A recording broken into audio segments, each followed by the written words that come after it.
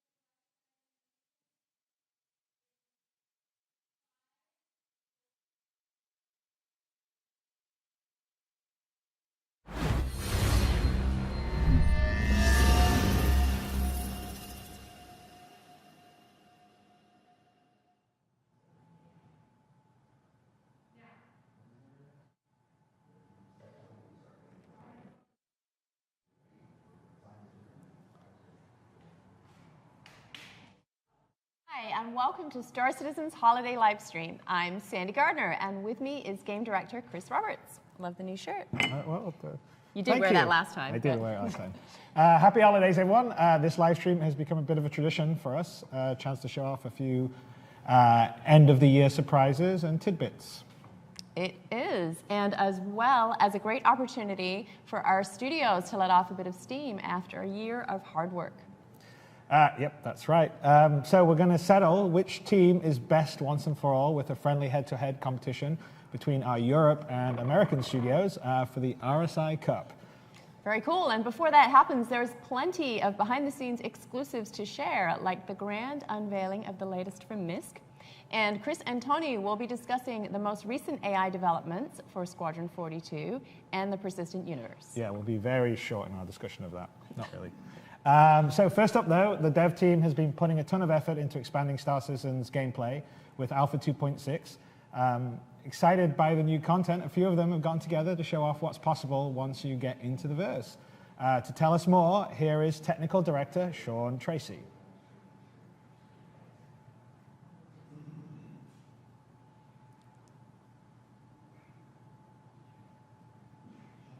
Hi there, everyone. Happy holidays. I'm Sean Tracy, Technical Director of Content for StarCitizen. I don't have anything up on the teleprompter this time because if anybody saw the ATV where I hosted with Sandy, I'm not so good on a teleprompter. A little bit better speaking off the cuff. So what I wanted to talk to you about was a little bit of a tapestry that you got together with Sean. as well as the community team put together to show you some gameplay within 2.6. And really, it kind of comes down to two different types of emergent gameplay. We've got intentional emergence, which is, you know, we've made the cargo bays on the ships big enough so that you can get another ship within it. And of course, we fix bugs and everything around that. So we expect that you guys do these kind of things. Of course, sometimes we don't expect that you kind of move the Merlin in such a way so that it can actually get inside some of these cargo bays.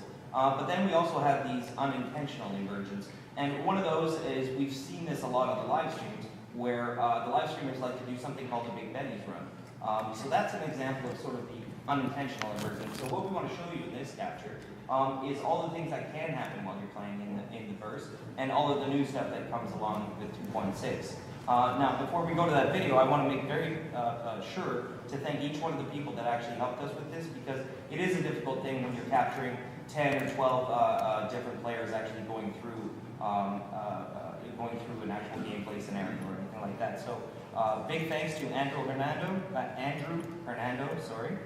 Nighthawk, Colby Schneider, Vincent Sinatra, Stoutman, Eric Pietro, Billy Deltron, Jared Huckabee, of course, Tyler Tummelson, Michael Blackard, and Jason Cobb. And finally, thanks a lot to Tyler Whitkin, who plays a big part in this video. So, without further ado, I hope you guys enjoy, and enjoy the rest of the live stream, and happy holidays. All right, guys, thanks for joining me. Who's online right now? I am. Pros here. All right, I'm getting some armor. I need everybody to get set up, get your armor, get your weapons, and meet us down in the middle of ship selection, okay? All right, you got it. Hey, Colby. Oh, dang, that's that new Star Marine armor, huh? You like that? Dude, that is. I'm still rocking the Odyssey armor. You know, I'm an old-fashioned guy. That's good too. Eric, what are you doing right now? Oh, gave my armor. Is it the new stuff? Yeah. Star Marine medium armor. How's it look, man? Looks great. All right, we'll meet you out front, Garrity.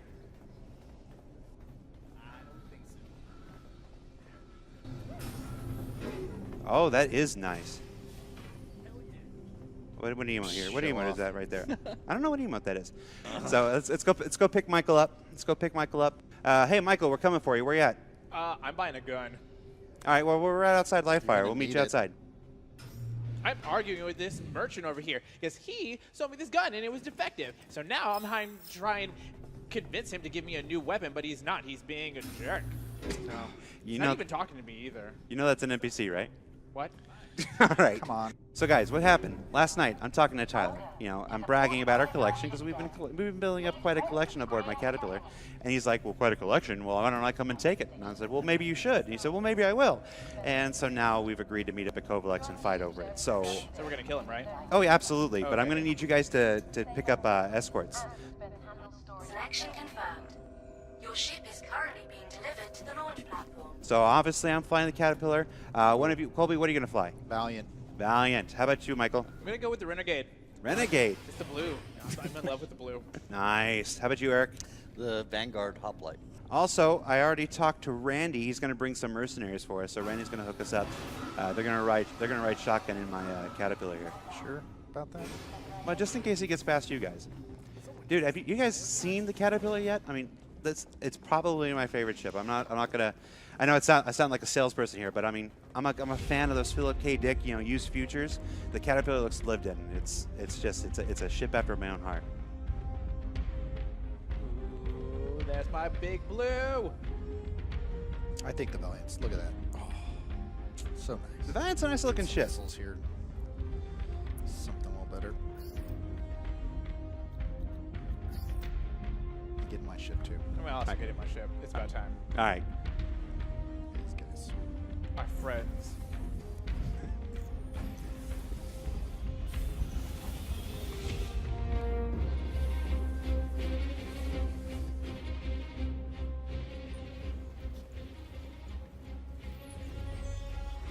All right, guys, watch this takeoff. Ready? I'm doing this takeoff.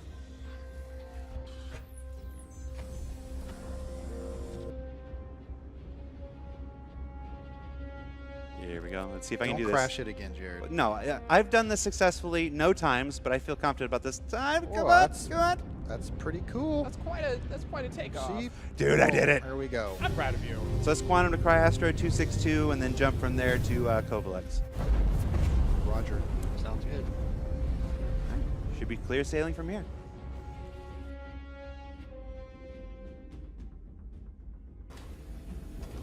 All right, gents, who's online? I'm here. online. All right, Listen, I was talking to Jared yesterday, and he's claiming he's got a caterpillar filled with loot. To be completely honest with you, I think he's full of shit, but I don't care either way because I think it's an opportunity for us to kick some ass. What do you say? Hell yeah. I'm down. Bust up, Jared. Let's steal it. I'm in. All right, get geared up. Meet me at the bar. No problem. I'm already down here. I'm arguing with some Rangers fan. You're always getting fights, guys. All right, stop Serious messing around, guys. All right. Let's I'm get going. coming. So, what's the thing about Jared? So he's got a caterpillar. He claims it's filled with loot. I don't really know if that's true, but I don't really care. Give me a sec, guys. I'm getting some new armor here. So we should blow it up. Go with the heavy. Well, we could blow it up, but that seems a little bit too easy. Wouldn't it be a little more fun if we could take it from him? Yeah. I'm down for stealing. I mean, the guy's been bragging about his caterpillar all week. Claims it's filled with loot, so we'll find out. But, I mean, honestly, if it's not, it's a good opportunity to shame him. What do you say? Let's do it. So loot or no loot? What's up, guys? Loot or no loot? Slash Let's Lex. just shame him. Good. You put on some weight. Hey, I am not fat. All right, let's get geared up and head out. You guys coming? All right, so what's the details? All right, coming. All right, I'm going to take the Cutlass. What are you guys flying? I'm going to grab the Comet. I got the Wildfire. I'm gonna take the Scout. Let's do this. Heavy armor, fast shit. So I got a few recruits coming, guys. I don't want to spoil it quite yet, but let's just say there's a little bit of a Warlock surprise coming. Interesting. Are you guys ready? Let's get out of here. Let's roll. I'm so All right, ready. let's do this. All right, move on me. Watch out for the asteroids. You might want to take that advice yourself there, man. I don't know what you're talking about.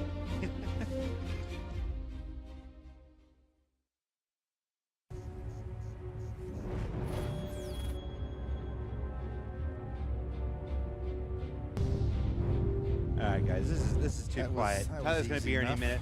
Michael, Colby, Ready Eric, to go. let's get Hey the guys, positions, man. first we're in your voice channel, next we're in the Caterpillar. Hey, buddy. Let's scramble, everybody. Move on me. I am get out of here before. I've got the Valiant. Surprise, mother! What? What was that? Agents Oh, are down. man, Take it I'm a out. Warlock. I'm down, guys. Cover me, please. Guys, I don't want to lose everything. No. Going for the Guys, capital do not handle this. Guys, focus on Have you guys red done one. anything? Hey, you did not just say red one. Stop shooting red Hold on, I got this. Red one, yeah. Leave red one alone. Primary target right there. That hurt. Take him out. I'm running out of guys to shoot. Yes, fight around the station. Stop not fighting good. around my Running out caterpillar. of people to shoot. They keep dying. Yeah, shields are low, shields are low. I got nobody to cover me. Shields are low. I'm taking crossfire. Nobody's covering me. I I don't guess have that's control. thanks, Yo, guys. Andrew, check your six. Somebody save me! Yeah. No. Hey, I think hey, I'm out of this same fight. team here. Stop fighting around. Oh, take I out got the this. turrets. Colby, that looked like that hurt. Yeah, Vince, I'm I done told you, for. same team. No, Same team. I ran out of targets from the Vince, other team. the Vince, double turn it agent. off. Same You can't turn team. it off. Vince, I just Yeah, keep you can shooting. stop. Oh, no, I Vince, can't. Vince, Something Vince, wrong Vince with doing your that. eyes. Vince, Yes, Vince, Andrew, Vince, get out of Vince, there. Vince, Left. Colby, are you down? I'm already out. Don't give up the Eric, stuff. you He's down? not going anywhere. He's not going anywhere. I got I this. got no help Michael, from you you down? guys. Take out the That's right. engines. What about the Oh, Warlock? right. Can we get another one? Oh, he's down. He's down. Shot me in the back. Jared, It's all no. good. Jared, no. You're not going to catch me. No, you're not going anywhere. You'll never catch me. I gotta go, right?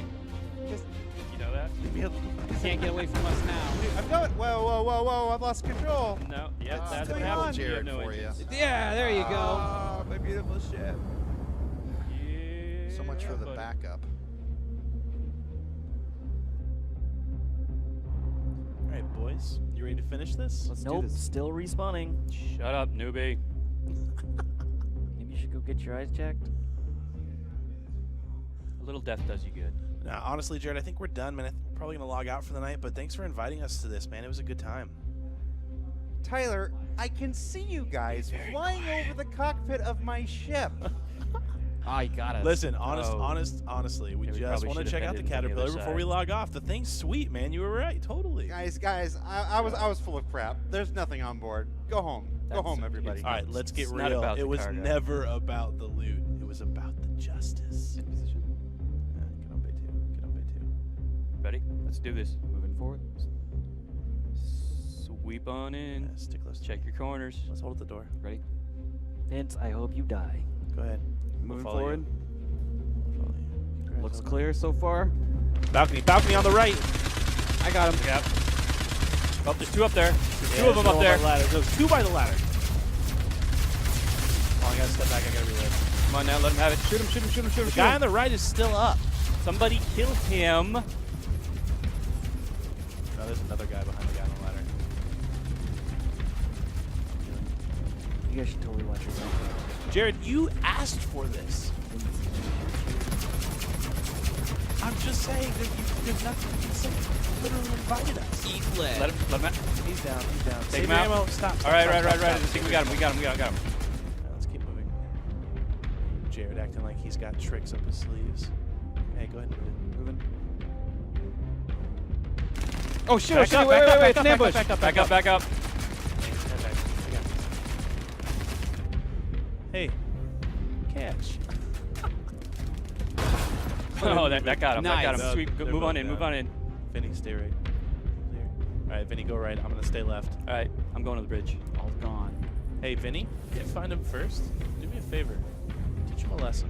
Oh, with pleasure. Hi, Jared. Hey, Vince. Want to know what I think of you? And that's what I think of you. Did you get him? Oh yeah. Sweet. That would have been a lot. Honestly, I don't even care that the place is empty. I really don't. It Yeah, was no, I'm worth not really it seeing just anything. to get the kill. It would have gone a lot faster if I was there. No, I think we're keeping the caterpillar. What? What? Jared, did you collect like every Benny's in the verse? Well, who's hungry? Hey, welcome back.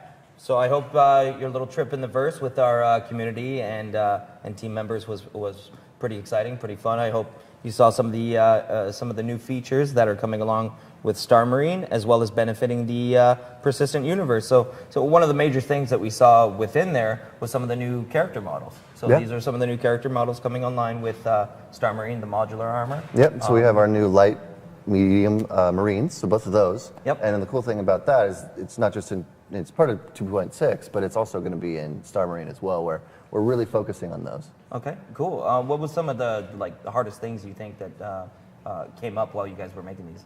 One thing that we started to do with them is, and you'll see this in Star Marine, is we actually swap all the heads. Yeah. And so this is kind of a preview of what we're going to be doing with character customization. So you'll be able to swap out your heads, you'll be able to swap out your armor, armor modularity, so you'll be able to put on different pieces from other ones. Awesome. The slavers actually use, the bad guys use bits of the Marine as well. So that's kind of peeking at how we're going to be able to mix and match between all our different kinds of armor. Yeah, and we're in progress in the heavy Marine, right? And we got a bunch of other stuff, sort of the character pipeline's ramped up. We've gotten some really great new character artists on the team, so I think there's going to be some cool stuff coming down the road as well. We have a lot of stuff in progress, and I think we're all looking forward to, I mean, this is our first time for a little while putting new armors and new stuff in the PU, so now you have some new stuff in the shop, which is exciting. Yeah.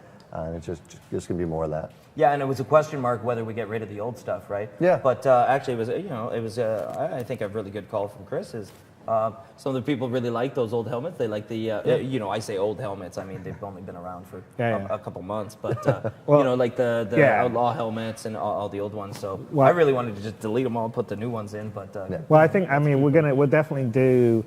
With some of the old stuff, we'll go back and kind of done like we've done on ships, where we'll bring up the old models to the current standard, because we have a complete new shader we use for the characters. It's more efficient and allows more flexibility, and we've also been sort of pushing the character fidelity in the modeling, so that's sort of really ramped up over this past year as we built the team up. Yeah, we want to bring everything up to the same level. Come aboard. Right. Yeah. So, but we'll go back and sort of revisit some of the old outlaw stuff and bring them up to the current standard.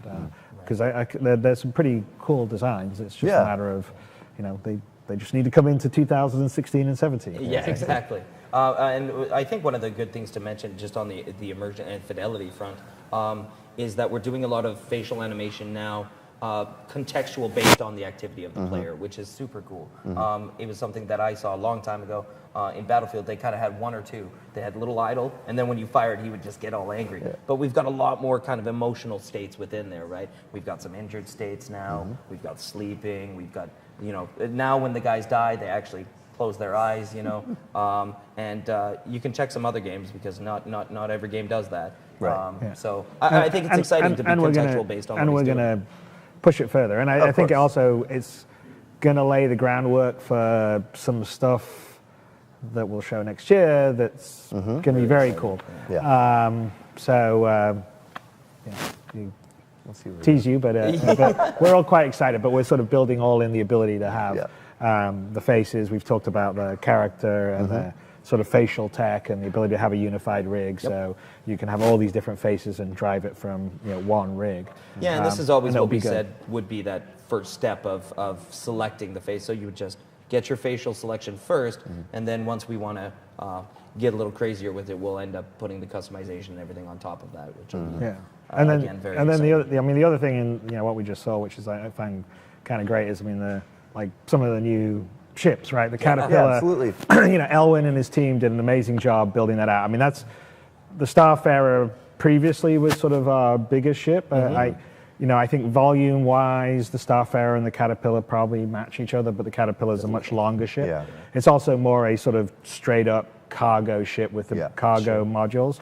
And I'm actually kind of looking forward to, you already see some of the gameplay, but as we move towards 3.0, and we've talked about how we have atmosphere volumes, and so when you open up areas, if there'll be decompression, or if you blow through glass, we're setting up the systems to do that. Yeah, and we're also going to be setting up the stuff for the boarding, so security and boarding and stuff like that. So that's not in 2.6, but that is coming down the road. Definitely will be in 3.0, and you can sort of see the potential, right? Where you've got these huge ships that you can fly around on and run around and have FPS battles on, or as item 2.0 comes online properly, which again would be sort of a 3.0, you'll be able to run around and things will break and you'll have to fix them, replace fuses, replace power rods. You can sort of try to sabotage things if you're boarding, if you're defending. You could probably shut down areas and do stuff like that.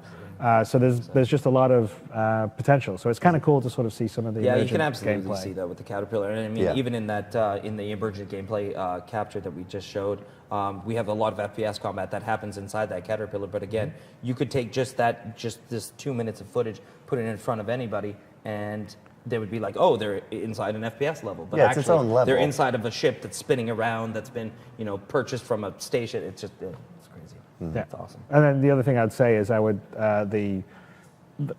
quite a lot of ships in 2.6. In fact, we have more ships in 2.6 than we were planning to do originally, because obviously 2.6 has taken a little longer, and because of that 3.0 is pushed out, and so things like the Caterpillar, things like the 85X are now in 2.6 where they weren't, which is also kind of cool. So there's actually quite a lot of new content to enjoy, in fact more than we were originally planning in 2.6, because the date shifted. So I think everyone's going to have fun with that. So I think it's going to be really fun. But anyway, so thanks to Sean and Josh, and to all the team members who happened to fly around Crusader to help us do that piece. But enough from us devs, we tend to go on a bit. Let's turn to the community. Not only are they helping to make the game, they're also making a ton of amazing content themselves. These past few weeks, the Evocati have not only been testing 2.6, they've been capturing some awesome footage along the way. So let's take a look at some of it. Here we go.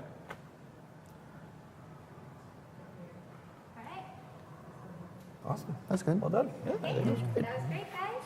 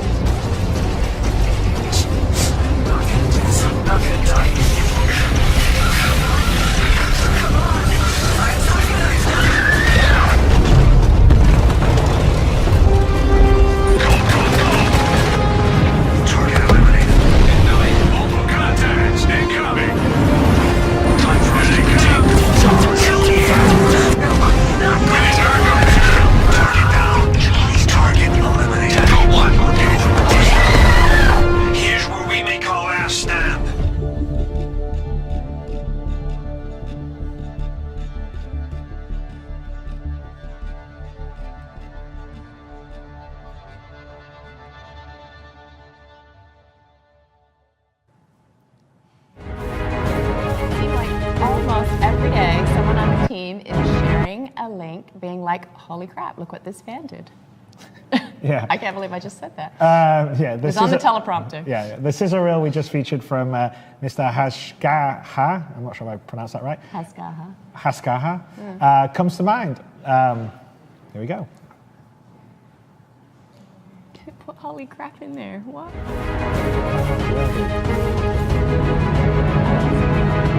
are some beautiful shots in there. No pun intended.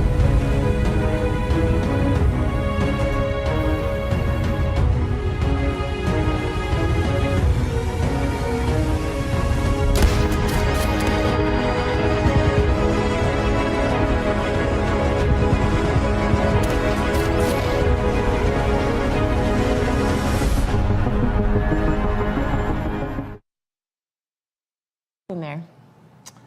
No pun intended. There you go. Well, allowing people to create footage like this was part of the reason why we pushed so hard to get the new camera system into 2.6.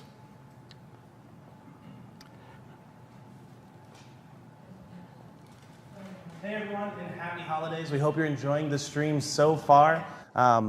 We want to hear from you, so please make sure to tag us on social media. Use the hashtag #IntoTheVerse.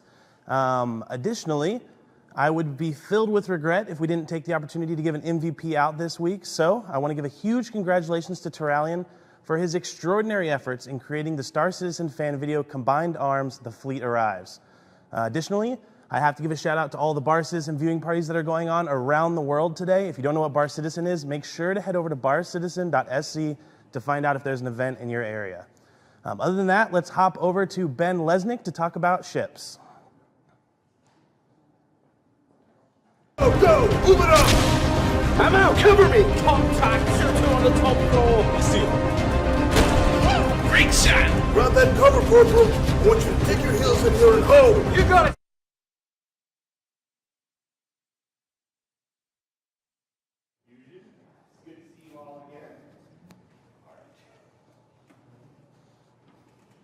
Hey everybody, it's good to see you all again. I'm sorry for the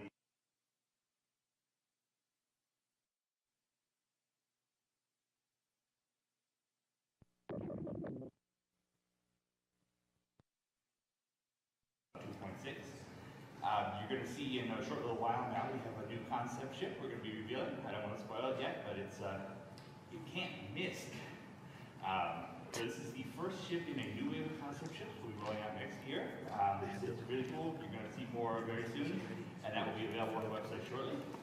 We also have a number of packages, different ships available for you, including some that were inspired by the community. We've had everybody saying, oh, we want the Pirate Pack back, we want the Armada Pack back, so we're going to have those for the holidays. You're also going to have a focus on introducing new players to StarCitizen with Aurora and Mustang starter packs discounted every day through the 26th. They will be $35, and there'll be $1,500 each every day. If you have someone you would like to introduce to StarCitizen, please pick one up. It's the best way to get the game. You need nothing else to play, just this starter pack. We also have all the ships for 2.6 available again. As 2.6 will be going live in the very near future. So we've got the Caterpillar, the Herald, the various variants. They're all going to be flyable really, really soon. We're really proud of the work that's done on these. They look very, very good. You'll be seeing plenty more on the website. In fact, we put together a cool brochure. This is the most brochures we've ever done. We've got a brochure for the concept ship. We've got a brochure from FTL Communications for the Herald, which is one of our universe companies. And then we have another brochure for the Caterpillar, which is my favorite brochure we've done. It's sort of a how things work, but for one StarCitizen ships. Those will all be available from now until the week following 2.6 launches. So everybody can get a chance to pick one up. There's also going to be a whole mess of new items in the Warrior Direct store for 2.6, including new missile racks and new guns. So lots of new ways to equip your ships. And last but not least, we have one exciting announcement for 2.6. If anybody remembers back when we did we released the Glaive, you would have to finish the Vandal Swarm to run a dash to get a Glaive. we are doing that again, and we're doubling up. We're bringing back the glaive for the new Vandal Swarm. You'll need to earn the glaive badge in order to have access to that. And then we're also doing a new Pirate Swarm, and if you complete that, you'll have access to, in the story, the Caterpillar, new variant Caterpillar, pirate variant of the Caterpillar. So lots of cool stuff coming to the website, and you know, check it out. It's all up there now. Some very cool information, Ben. Thanks very much. And it'll be interesting to see how the Vandal fare against pilots with the new flight balance changes. Yeah, well, we're going to learn a lot from Marina Commander in 2.6, especially Pirate Swarm, since it's allowing the AI team to start testing different pilot profiles outside the aggressive Vandal. How will the AI fly when they're in a faster ship or when they have longer range weapons? It's going to be a great test bed and hopefully a lot of fun in the process. And the badges and outlaw caterpillar skin that Alwyn created will be a great way for players to show off their mastery. Yep, there you go. All right, so coming up, we have even more ships for you with the debut of brand new craft from MISC. Let's take a look. The initial brief for the Razor. So this is quite an exciting vehicle. This is the first race ship that we've had the chance to work on. This is meant to be a manufacturer MISC, and this is their entry into providing a competitor, providing a ship that will, be a top contender for the Murray Cup and racing series within StarCitizen. MISC is all about flowy shapes and power, but also like high tech with the incorporation of Jean tech. So first of all, we really needed to do some brainstorming and see what kind of direction we wanted to go in. And very early on, we decided not to go for the bubbly sort of 50s Formula One style, but more, really high tech, like incorporating the Jean tech into everything. So Formula One, that was just how we wanted to do it. So for us, this is a really good opportunity to take styling from MISC ships. We've seen Starfarer, Freelancer. Those are sort of quite bubbly, soft shapes, but with a Xi'an tech engine. Most of the time that I spent these last 2 months designing this was actually on the main body and getting all the reflections to line up, and all the bodywork and the shapes to just flow, and it was quite the challenge. But again, in the end, it will look really awesome when it flies past you as it wins the Murray Cup in front of your face. Styling is more of a hybrid. What we've done is, and with Chris's direction, we've pushed in this sort of Formula One direction, and then sort of added a sort of an additional layer of sort of splitters and spoiler tech, sort of like 3D printed, to give us some more interesting shapes. The process on this was quite interesting because I really had to use all the software that I'm familiar with. So I used Photoshop for all the sketching. I started out with just 2D sketches for everything I did. Then I blocked it out in a program called Modo, which is standard polygonal modeling, just like Maya or Max. And then I really like the creativity that you get from it, but it doesn't give the super perfect smooth finish that you want of a Formula One car. So then I took it into Fusion 360, which is a program that is really similar to Autodesk Alias, which is used in the car manufacturing industry for years. And that really gives you the nice transitional smooth surfaces. So it's all modeled in NURBS and in CAD software. Most of it, and then actually I took it back to Modo, and I finished modeling all the sky, the skirts, and all the splitters in Modo. And then the funny thing is that the landing gear I actually did in SketchUp, because SketchUp for me is just easier to model, dynamic mechanical objects with that have to interact and move because of its really awesome grouping system. So yeah, I really had to pull everything together to make this design work, but in the end, I think it really syncs. So. The good part of this process is that really ours is sort of the first stage. Once it goes to the ship production guys, then they can really start working in the detail, really sort of figuring out any areas that we may have left slightly vague just due to timescale. And then they really just sort of get to polish it up. I mean, fans are aware now of the sort of level of quality we can achieve, and that's down to those guys, and they'll really sort of take it to the next level. It has been great seeing the evolution of the MISC design from the Freelancer to the Starfarer to the Reliant, and now the Razor, a really great showcase of our new ship pipeline. Now, I just got word that Team Europe and Team USA are all ready to battle for the RSI Cup. But before the competition kicks off, senior producer Eric Karen Davis is going to be joined by Chris and Persistent Universe game director Tony Zurovec to discuss the latest on the game's AI. Eric. Hey everybody, and welcome back to the set. We've got Chris and Tony to talk about some very exciting stuff. But first, happy holidays, season's greetings.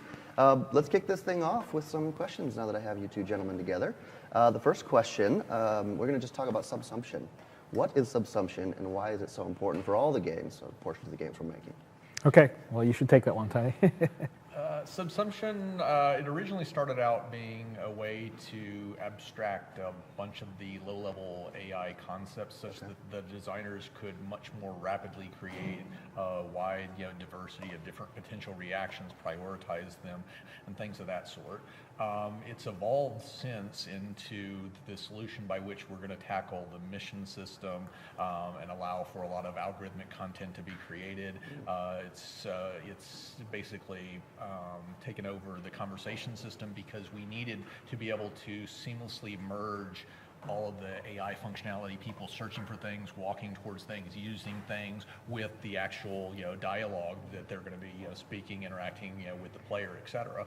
And so it's really turned into, I would say, over the course of the last 12, 18 months, it's grown into the back-end gameplay system with which the designers are primarily going to interact in order to create all of the content for the game, the actual gameplay stuff.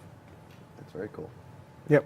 Well, yes, I totally agree. No, I was just saying, I mean, because it's one of the, one of the challenges that we have is that we have a wide range of needs, right? So we have what we need for Squadron 42, which is, we're trying to go for more sort of lifelike living their daily life aboard a space carrier AI, and we also have sort of mission needs that we have there. But then we have the online universe, the StarCitizen, that has all those needs, plus we need it to be emergent, have them react to players and other AI. We need the missions themselves not just be single scripted ones, but be sort of pieces that could slot together in sort of smart different ways based on inputs and variables and what's happening around them.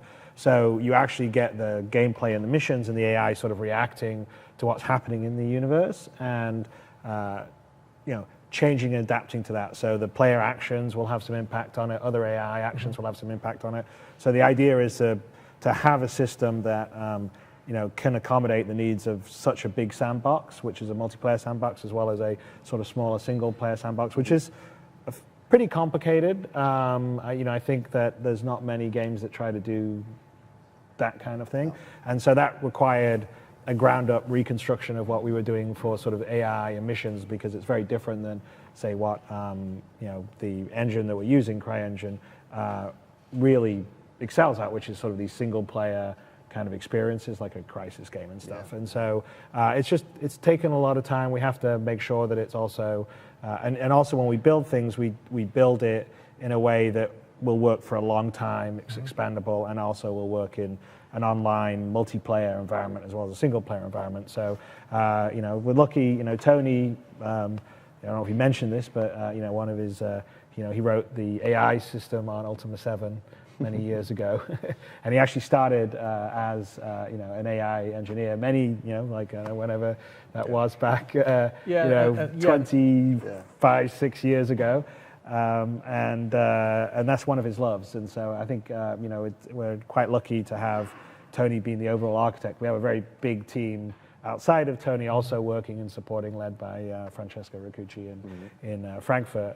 But it's kind of cool because we're starting to see these things finally kind of come together, and I think it's going to pay off.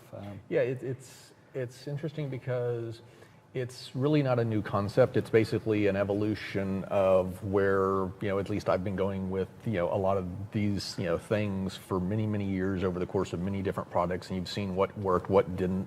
And one of the problems that you inevitably run into is trying to distill a bunch of very technical concepts and a lot of back-end flexibility for algorithmic content and how to merge these pieces together and how to deal with schedules and how to link things up to the back-end economy and everything, and how to make that accessible so that the designers can actually achieve the intended effect without basically having to constantly fight the tools at every step of the way. And it's, to me, that's one of the biggest conceptual differences, but when you look forward to what 3.0 is going to have versus what we've done, thus far we've still relied very much, for all the missions that we're doing upon, a lot of what I would call, old school concepts, very labor intensive, and those approaches work perfectly well when you're doing a single player game of a relatively limited scope. I mean, even Squadron 42 on the single player side is so large in its scope that it would really start to buckle under the pressure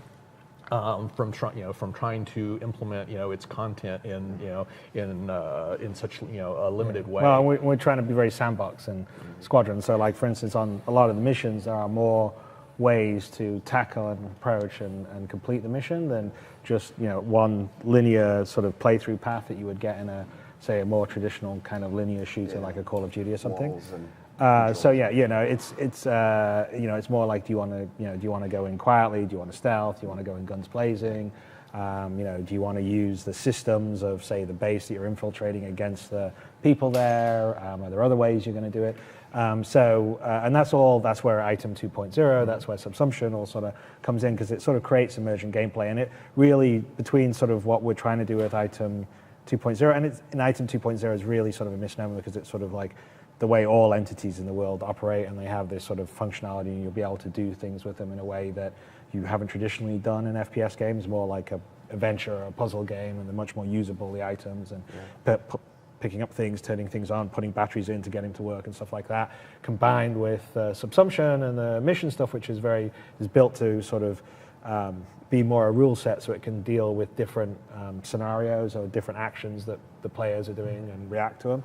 I think it's going to actually make some really interesting gameplay. It's just taking a bit longer to get that than you would do in the sort of more traditional straightaway scripted way, but it's definitely, I think, worth the effort. Well, and it sounds incredible, right? Like, this is a massive part of what we need for everything we're making. Yes. So yeah, it takes time, right? Yeah, that's great. Well, so we've got a lot of questions. Obviously, I could get you guys in a room. We could talk for hours. But a question that was coming up as Tony started mentioning 3.0, right? That's the questions we're starting to get. What a good question was, what kind of work needs to be done to make Alpha 3.0 happen, right? That's the question everyone wants to know. What's left? Wait, I want it. Give it to me now. So what do you guys see as what's really the next pieces to kind of make that thing come to life? Well, I mean, there is quite a few foundational systems we have. I mean, obviously we're talking about subsumption and the mission side, which are two of the biggest ones. And so, luckily Squadron and 3.0 are kind of aligned in both of those, and I think I talked a little bit about the newsletter that we just sent out this morning. Don't pause and go read that yet. Save till you're done with us, and then go read it. But it's so good. I mean, there's a lot of like little detail stuff that besides sort of the big headline sort of profession stuff, there's things like you've got to okay, if we're going to have all the people running around this star system and we have these different landing areas, we have to take care of things like, landing order, right? We need air traffic control, just like you do in a normal airport. So, we have to go and write the logic that determines, how long you can land on a pad, what order you are in the queue. Then if someone decides they're not getting out of their ship in time, we've got to forcibly take them out of their ship and put their ship off in a hangar and open it up for someone else. There's things that in terms of we've talked about interdiction. So if we're going to have cargo and going from point A to point B, there needs to be some risk to that, which means someone's going to, if you're on a safe cargo run, perhaps you're going to get attacked by pirates. How do pirates stop you when you're in quantum drive? So all the, those things like, we're talking about, okay, we want pirates. Well, we need boarding and security. Now, you can already fly, as you saw earlier in the show. You can sort of enter ships because there's no locks or anything. But that's, ultimately, as we move to a proper economy, that's not so fun. So, we're going to have, and this is what item 2.0 is going to allow you, is you're going to be able to sort of lock down your ship, and so you can open up your doors or not. Then maybe if someone's boarding, they can try to hack the door, or maybe they can just use an explosive charge to disable it and get in. Then if they do that, perhaps they'll decompress the inside of it. So all these things, we've been laying the core systems. Some of them are actually sitting in 2.6 but not fully utilized yet. But there's still game code that has to go on top to finish off this stuff. But those are an example of when we say, okay, we're going to have cargo, we're going to have piracy. I've just sort of talked about some details that we have to take care of to get you there. And I think that's generally like, people go, well, it takes a long time to get all this stuff done. And really kind of this sort of stuff is what takes the time, because the big high level stuff is obviously, oh yeah, I can understand. I need to create this landing area and this landing area and this landing area. But you also need to have the ability to sort of take care of all the edge cases and details and stuff like that. Well, I would just add that a big part of what 3.0 is aiming to do is to set up a lot of the foundational stuff, as Chris was just saying, such that going forward we're more iterating upon finished bits and pieces of technology. And to give you some specific examples, there's the service beacon system, which will debut with 3.0, which will allow players to start to satisfy requests from other players and to formulate contracts and get paid for that and be penalized if they do something improper according to reputation. And then there's the whole shop back end to where you can actually go into stores right now and you can purchase things, but there are a lot of things behind the scenes that are currently cheated in the existing version that we're aiming to have wrapped up and done the proper way. And this involves everything from shops already have a concept of inventory, but they don't have any sort of concept of dynamic pricing. They don't have the concept of actually storing inventory. They don't actually distribute requests for more product when they are basically experiencing heavy demand. And that request for product is not translating and turning into missions that players and NPCs can then go fulfill. We don't have and another thing aiming for on 3.0 is what I call the probability volumes, which are basically the intermediary between the back-end simulation and what you actually see when you're flying around in the game world. These probability volumes basically take all the essence of what you could potentially see, and it basically collapses into reality as you kind of fly through, so that if you're between say ArcCorp, which has a TDD and a refinery installation, then you should see a bunch of freighter traffic basically going back and forth there. And if there's a lot of value, then you're probably going to see pirates getting attracted. And so this is something that we're aiming to get the first bits and pieces operational in 3.0. We won't have time to actually fully exploit these things, but it will put us in a very good position such so that each successive 3.x release will be able to build more and more on top of these things. Whereas as of right now, we've still got a number of shortcomings to where we've kind of had to basically go through solving some problems in a fairly circuitous and non-optimal path, because we didn't quite have all of the back-end bits and pieces that we needed. And I would say that in terms of 3.0, we're going to have sort of like a baby version of kind of, instead of a universe simulation, it's a system simulation on a back-end side that will sort of be sort of the master, I don't know what you want to call it, the maestro of sort of the AI population and where the AI is going, where the AI pirates are, where the AI traders are, what the supply and demand is in the different locations. And having all those sort of come together, and that's sort of laying the foundation of how we expand out. So there is a lot of stuff to happen on 3.0. We've actually, along the way with it, I mean, Tony's already in process on the sort of probability cube, assumption, the mission backend stuff. The shops, all of that stuff is, actually, basically, you've got very good visibility as to what needs to be done. It's just a matter now of actually, slugging it out and basically getting all these pieces done. But that actually says a lot, because if you go back, 12 months ago, we were still figuring out exactly how some of these more complex problems were precisely going to be solved. We knew the general direction. We've actually got a lot of specificity in regards to exactly how we're going to wind up addressing a lot of these things at this point in time, which is part of the reason why we actually only recently started to feel comfortable with putting production schedules out in front of people. is because you've now got that, that level of clarity. So we're starting to get the wrap-up signal, but I don't care. Yeah, no, I want to ask another question. No, it's fine. We can because we're not network TV here. That's right. That's right. So let's take a few more questions. Yeah, let's do it. We'll move Okay, on good. from there. Good. So we're talking 3.0, and you already started alluding to this, but we get a lot of questions about economy, 3.0 economy, right? So obviously, one of the questions that people are having is, will we start to be able to buy ships with UEC? What are the effects of economy with 3.0, right? We just talked about the complexity of once you think of a career and all the gameplay implications, and then how you give and take money. What are the thoughts about economy? We won't have, the full-blown simulation, won't happen with 3.0. What we'll probably do, as a short-term intermediate solution is, a more simplified rules-based system so that we can get a little bit of variability in terms of pricing, what's available, where, how frequent, how many of those, items, and that in turn will probably have some ripple effects through in terms of what types of missions are currently on offer, what you'll be paid to actually do those missions, that type of stuff. The benefits, the long-term benefits of the simulation are that these localized effects can ripple through the whole system, and you wind up getting a much more, realistic, economy. Whereas when you're doing the rules-based system, you tend to have, a lot finer control, and it's much quicker to implement. But it's much more difficult to basically get, this whole big, symbiotic, entity working, working properly. No, I think the other challenge that'll be really interesting is right now, you can't really sort of buy weapons and ships in the PU, and we don't really have expendables working. That'll all sort of come with item 2.0. So, expendables are sort of the, obviously, things that make sense right now, like fuel. Although fuel's becoming more important with 2.6, it will definitely become more important with 3.0. But also, sort of ammo or missiles. But there'll be things like bits that will break on your ship, or fuses, or fuel rods, and various sort of small sub items that you'll probably have to keep a stock of. And you get in a battle, or things start to break down, you have to fix it up. And so we're trying to have some really cool functional emergent gameplay that will happen.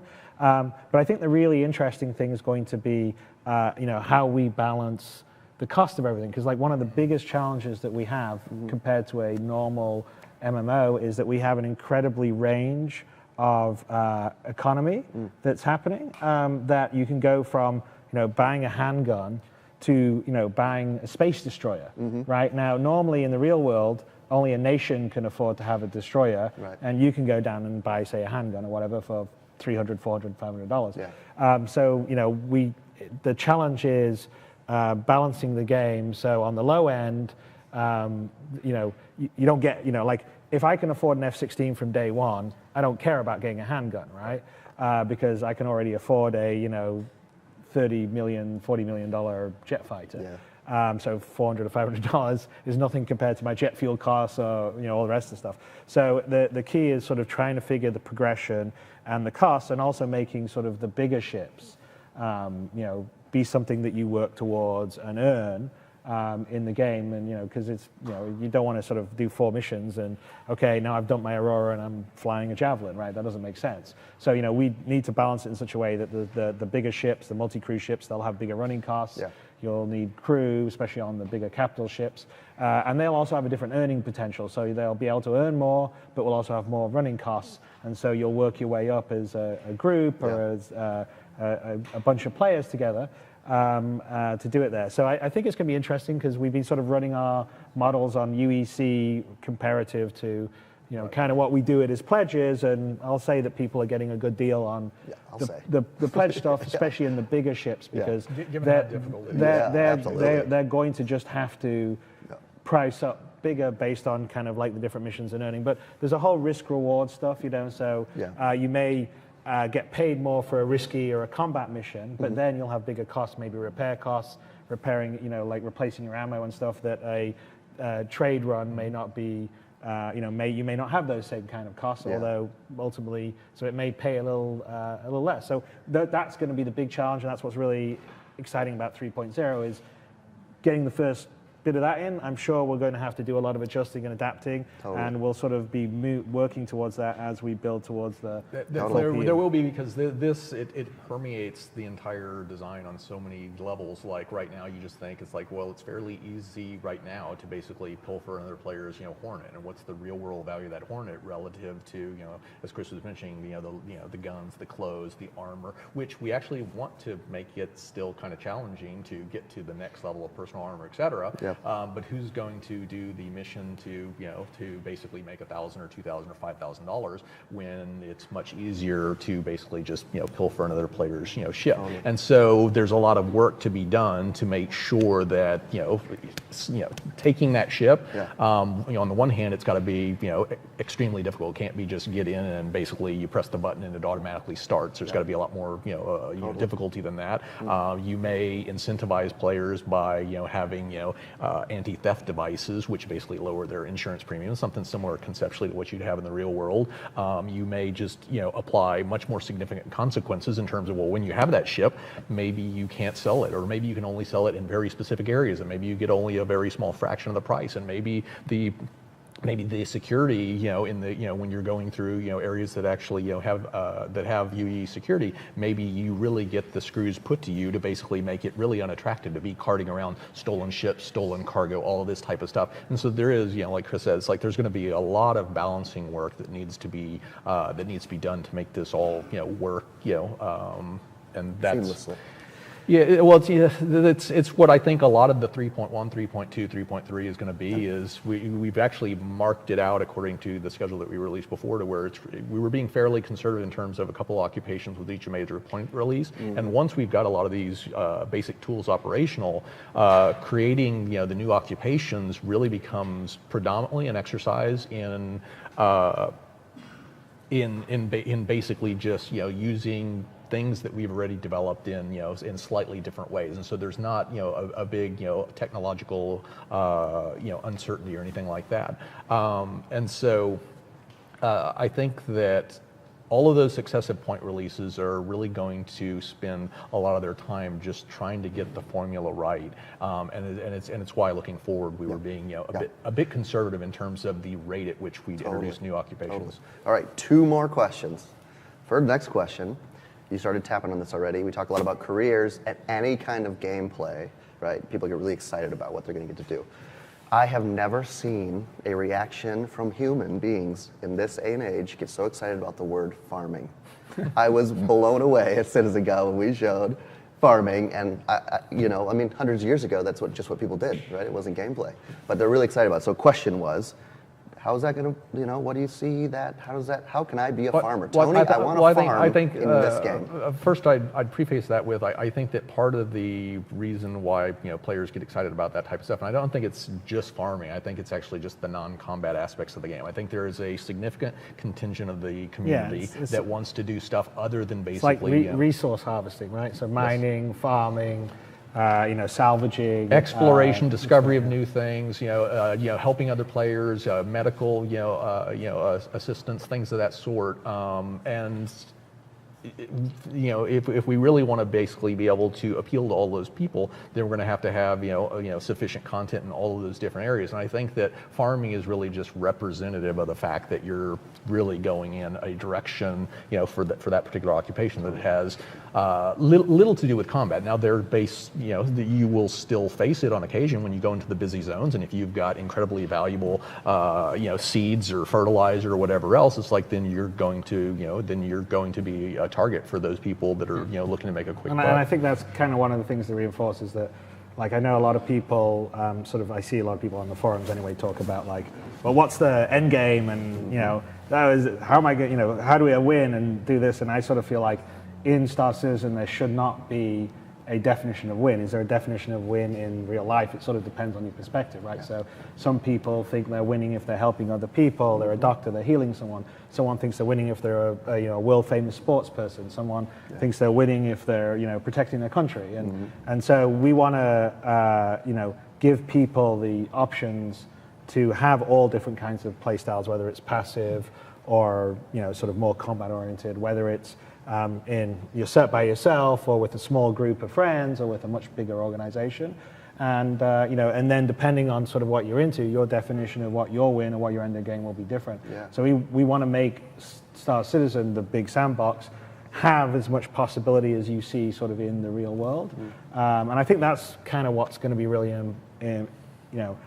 interesting to see happen. I think that's one of the big attractions to what we're pitching, and it's also one of the reasons why it's taking so long, because we're trying to build everything to be able to do that. Yeah, which you already get a sense of right now, right? I mean, we just showed off all the things you can do in this game, and you get a sense of it. It's really Well, exciting. yeah, and if you think about farming, again, I kind of mentioned how we were being conservative with regards to the number of new occupations that we're introducing with the point releases, because we think that balance is really going to be a significant part of the of the game post 3.0.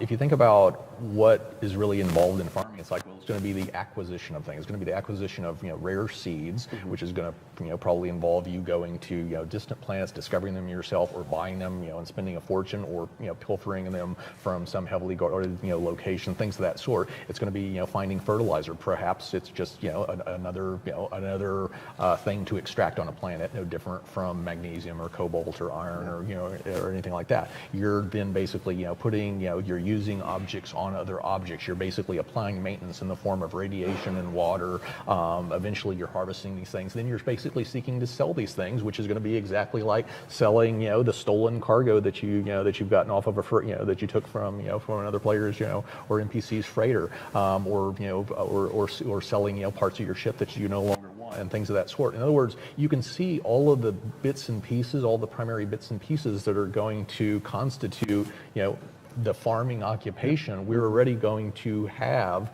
in other, working in other parts of the game. And that kind of goes back to, get your foundation right, and you will eventually hit this point in your development cycle to where you can start to create content at a much more rapid So let's pace. do the final question, and then we can, well, the final kick question it off to everyone else. The final question wasn't on these pages, unless there's something you guys want to talk about. Otherwise, it was more reminding that this is a holiday live stream. Right. And I have a 2-year-old daughter now, and so I wanted to ask you guys, what are holiday traditions, succinctly, that you guys look forward to around this time of year? Like me, I love looking at lights.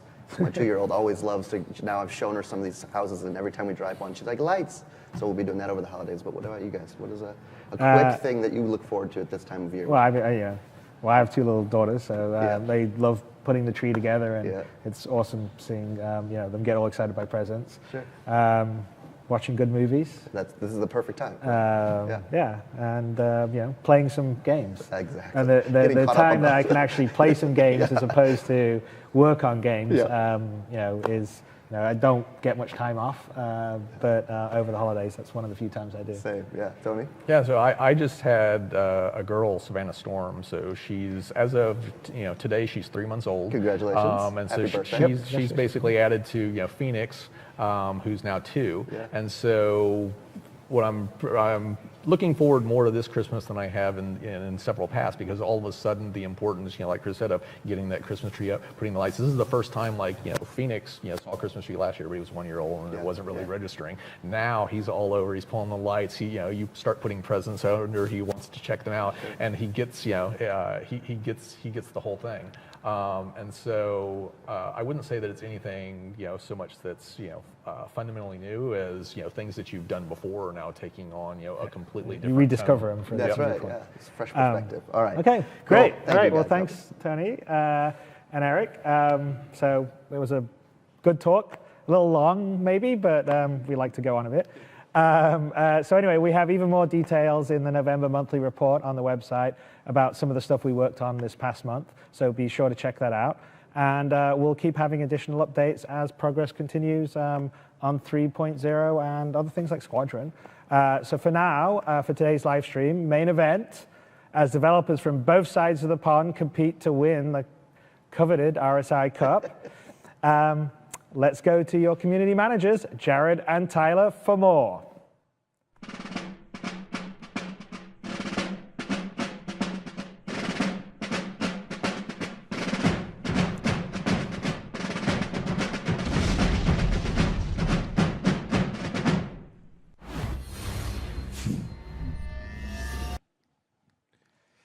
All right. Hello. All I can do is laugh at this point. How are you doing? I'm doing all right. How about you, man? I'm doing fantastic. I realized right before we cut to us that this hat does not work well with headphones. No, neither does this one. This one is balancing precariously on top, so I'm going to go ahead, if it's okay with all of you, I'm going to go ahead and take the hat off for the rest of this. I'm keeping my on. Hi, everybody. I'm Community Manager Jared Huckabee. With me today is... Community Manager Tyler Whitkin. And we are here for the 2946 RSI Cup. It's an international tournament. We've got members from our Foundry 42 UK and Frankfurt studios loading into games now. Members from our Cloud Imperium Los Angeles and Austin studios loading into games now. And we are going to compete for an award that goes out to all of you.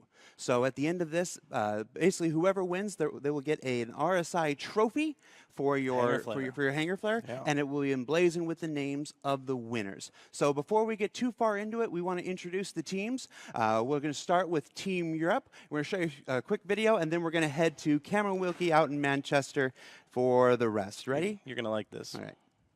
So 2.6, Star Marine, the big grudge match, US versus Europe.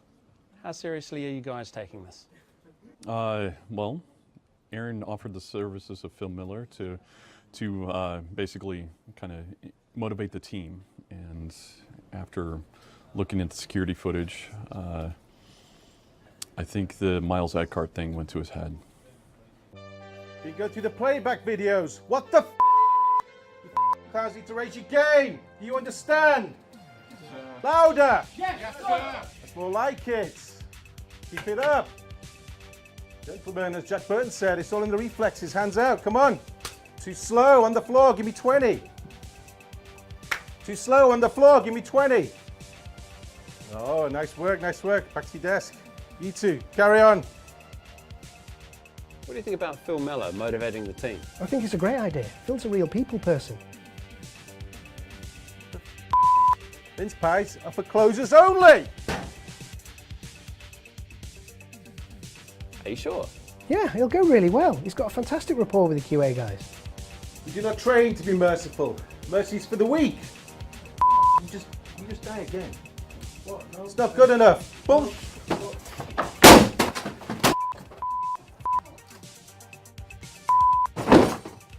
Aaron, I think Phil got a bit carried away. I don't understand. With a broken monitor, I've got mince pies which are scraping off walls. I've been dealing with HR. Nick said Phil will be fine. This is absolutely insane. I don't get it. I mean, we've got half of QA lining up to quit. You know what? We damn well better beat the USA now of going through all this kind of stuff, because this is absolutely insane. This is ridiculous.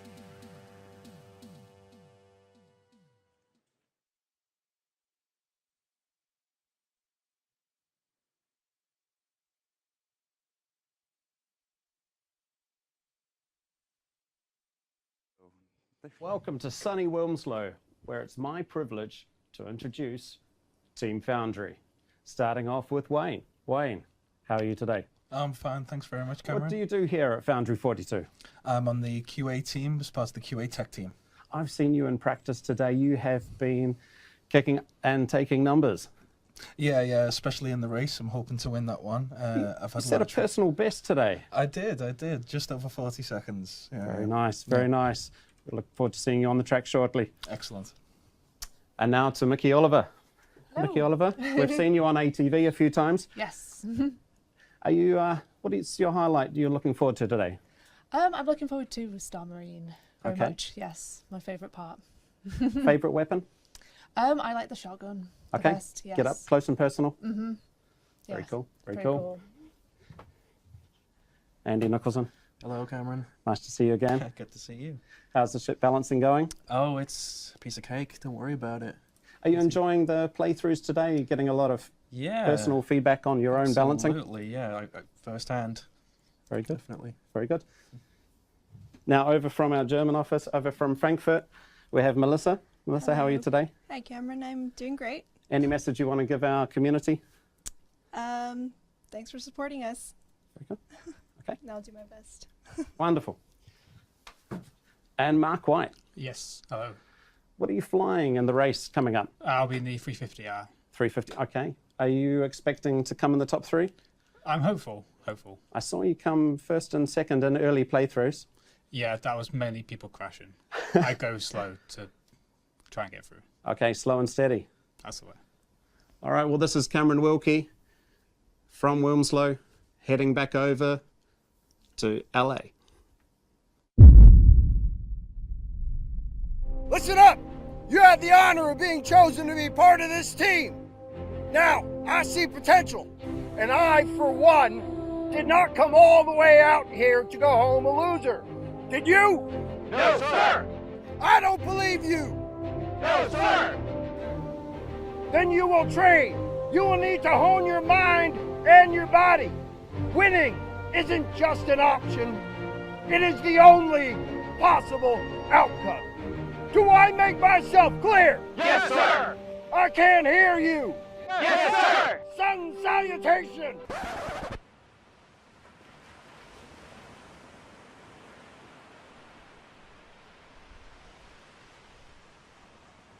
Tyler, straighten up that chakra. Colby, straighten up that cord.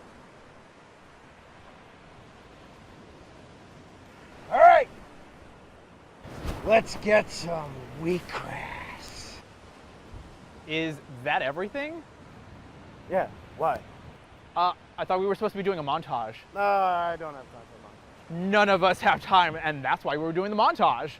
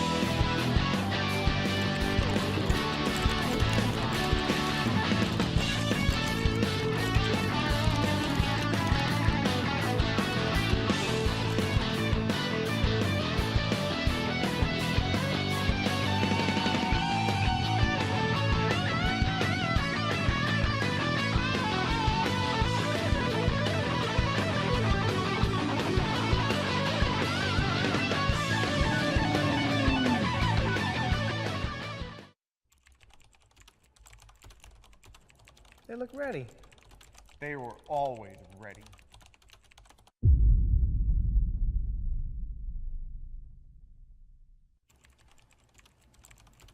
you guys see my chicken wings? There's a bunch in the fridge.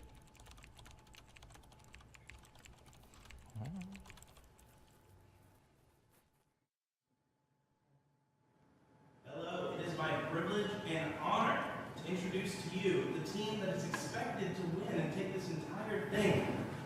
So first, let's start on the very end. Why don't you tell us who you are and what you do for CIG? Okay, awesome. So how was it working with Steve Bender for training for this? It was really tough. You know, he was just screaming in my ear. Yeah, a little intense. But yeah, it was very intense. But you know, in the end, he was Wow, yeah, he doesn't hear you say that. Let's move on to the next one. All right, same question. Why don't you tell them who you're at and leave the camera right over here to the left. Tell them who you're at and what you do to come for your game. All right, and you came from Austin, Texas for this tournament, yeah? Okay, so you got to represent our team, okay? Because I'm from Austin as well. Okay? Yeah, I got that. And how was it working with Steve Bender this week? It was tough and it was exhausting, but I think it was well worth it. All right, fantastic. Let's move on here. Now, Colby Schneider, we saw you take a little bit of a fall in that video a second ago. How? No, you didn't? That didn't happen? Okay. Well, how was it working with Steve Bender this week? It was great. He was really inspirational, and he got us to be our best. So I think we're going to pull this one off. All right, fantastic. And the wonderful, well, I'll let you introduce yourself. Let's look at the camera right there. Hey, I'm Michael Blackard. I'm with the ATX crew, and I am a QA tester. All right. And now, was Bender a little too intense for you, or how'd it go? No, Bender was extremely enlightening. In fact, if I win this for the team, he's going to teach me how to make his tri-tip. And did he pay you to talk good about him? No, tri-tip is enough. Bender. Let's move on. Oh, wow. Same question. Who are you, and what do you do for Cloud Imperium Games? I'm Matt Sherman, technical designer here at the LA offices. I make spaceships. Fantastic. Yeah. Fantastic. And how do you see the outcome of this tournament going? Well, today... you better say that USA is going to win. Oh, no, I'm just going to ruin Vince's reputation because I'm playing as Nofumata for him. So Okay. that's my I'm okay with that. All right, awesome. Well, thank you. And last but definitely not least, your name and what you do for Cloud Imperium Games. Eric Pietro, QA. All right, and working with Steve Bender, through all training throughout the whole week, how'd that go? It was a lot of fun. I thought it was good. And is Team USA going to take this entire thing? Definitely. That's what I like to hear. Let's jump back to Jared Huckabee. Thanks, Tyler. So, yeah, that's Team America. We've just had our introductions to Team America and Team Europe. Once again, they are competing today for the 2946 RSI Cup to win a piece of hair flare for all of you, emblazoned with either the Team Europe or Team USA titles. Now, this will be very similar to competitions we've had in the past. We're going to be competing in Arena Commander, in dogfighting, in racing, and in, of course, Star Marine. Now, each round will be worth 25 points, with Star Marine having special weight. Basically, no matter, if you fall behind in Arena Commander and racing, you still have your chance to pull ahead in Star Marine. So, Tyler, how was it over there? Welcome back. Good to see you, man. Welcome back. It was fantastic. I think they're ready. Well, right now, members of our QA teams from around the world are loading into the game. When we get the signal that they are ready to go, we will cut to them. I believe the first event today, if I'm not mistaken, is racing. Is it racing? It might be Squadron Battle, actually. It might be Squadron Battle? We got word behind us. Squadron Battle. So we are doing 10 versus 10 today. We wanted to get as many folks from our Los Angeles studios, our Austin studios, our Frankfurt studios, and our Manchester studios in competition to play for all of you. Now, this is, of course, StarCitizen Alpha 2.6, which we hope to have out to everybody very, very soon. Oh, yeah. Yeah. So we'll start off with Squadron Battle 10v10, which works perfect for the format that we want to do this for. And see, they load into the game now. I do want to add that it does look like they're loading into racing. Oh, racing it is. You were right. So already... Let it be known that you were right once. So it's already a point for Team Europe. It's already a point for Team Europe. Is that what you're wearing? Yeah, yes. I am okay. wearing the decorative garb of a Yeoman Warder. Okay. Otherwise colloquially known as a Beefeater. Okay. Now, I thought that was a fast food attire from your job before you got here today. No. And now, fun fact though, I did look up what a Beefeater meant, and apparently, like it's lost to history. I searched for quite some time because, like, when we were doing this, we're like, okay, we knew you were going to be Uncle Sam. Like, Am I Uncle Sam? Do I look like Uncle Sam? You look exactly like Uncle Sam. Okay. Well, thank you. So Also, I wasn't sure. I don't do this. This is not my normal attire, believe it or not. No, I just is had this this in the tie closet. supposed to be around the collar, or is this okay? Is it like a choker? I'm not entirely certain what you're doing, to be honest. No. Me neither. All right. Well, we knew you were going to be Uncle Sam, so we asked our friends in the UK. It's like, well, what would be an appropriate counterpoint to Uncle Sam? And I remember when they sent that email, it's like, be a Beefeater. And I'm like, okay. And so now I'm a Beefeater, and I've got my lovely hat. And it looks like we are getting ready. We're getting started. So let's go to the. Nope. Okay. Not yet. Not just not yet. quite yet. We're still, There's still some getting people ready. launching their clients. All right, they're still getting ready. So, Tyler, Arena Yes. Commander. Arena Commander was the second module that we released for StarCitizen. Originally, it was the hangar module, which allowed people to visit their ships for the first time. Then we released the Arena Commander, originally version 0.8, if I remember correctly. Is that when the helmet flip happened? I think the helmet flip either happened 0.8 or 1.0. I don't remember quite. Because I was recently talking to Brian Brewer on an episode of Reverse the Verse, and I found out mid-interview that he was the one who had flipped the helmet. It was so cool to hear about. No, he's got a great story about doing that animation on the fly by hand. Yeah. And doing that stuff. So Arena Commander is a game within a game for StarCitizen. StarCitizen is the game proper. And then we have 2 video games within those video games. The first one is Arena Commander, and the second one is the upcoming Star Marine. Now, an Arena Commander has a variety of game modes that fall into one of 2 categories. There's squadron battle, dogfighting, Vandal Swarm. It's basically where you and your combat ship fighting against other ships. The mode that we're going to start with today is racing. Yes, and we're going to be on the old Vanderval track. Are we on old Vanderval? We are, and we let them pick their own ships. We want this competition to be heated. I mean, this is real. This is real. No joke, guys. Like the videos before we introduced the teams, they were fun. But these guys have actually really been training hard. There's been a lot of crap talking. I mean, there's been a lot of smack talk. There's been a lot of smack talk.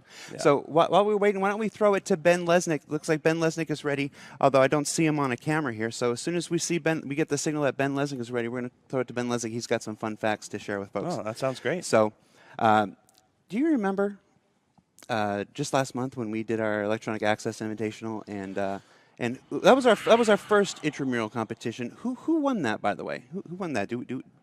It's been so long I've forgotten. Can somebody just cut his audio? Let's just get him out of here. That'd be great. This is the perfect time for that to happen. By the way, anyone who's over. Yeah, no, I believe it was Team Anvil. You took the win, okay? You took the win. Although in our internal play tests with the Caterpillar, you and your team rightly smoted me. Yes, we did. I mean, it was not even close. I want to tell a really quick story. So last week, Jared sends me a Skype message at work, and he says, "Hey, I want to show you the winning video for if Team Aegis had won at the anniversary live stream." And he sends it to me, and it says Team Aegis winner, and I clicked on it, and it was still the Team Anvil video. All right. You got me like 3 times. So with that, we have Ben Lesnick ready to go. Ben, take it away. Hey, everybody. Didn't I just leave this party? Well, let me tell you guys a joke. Ben walks into a bar and forgets to turn on his microphone. So let's talk about ships one more time, just so you guys have some of the information for the website. What's going to be on the website the next week or so.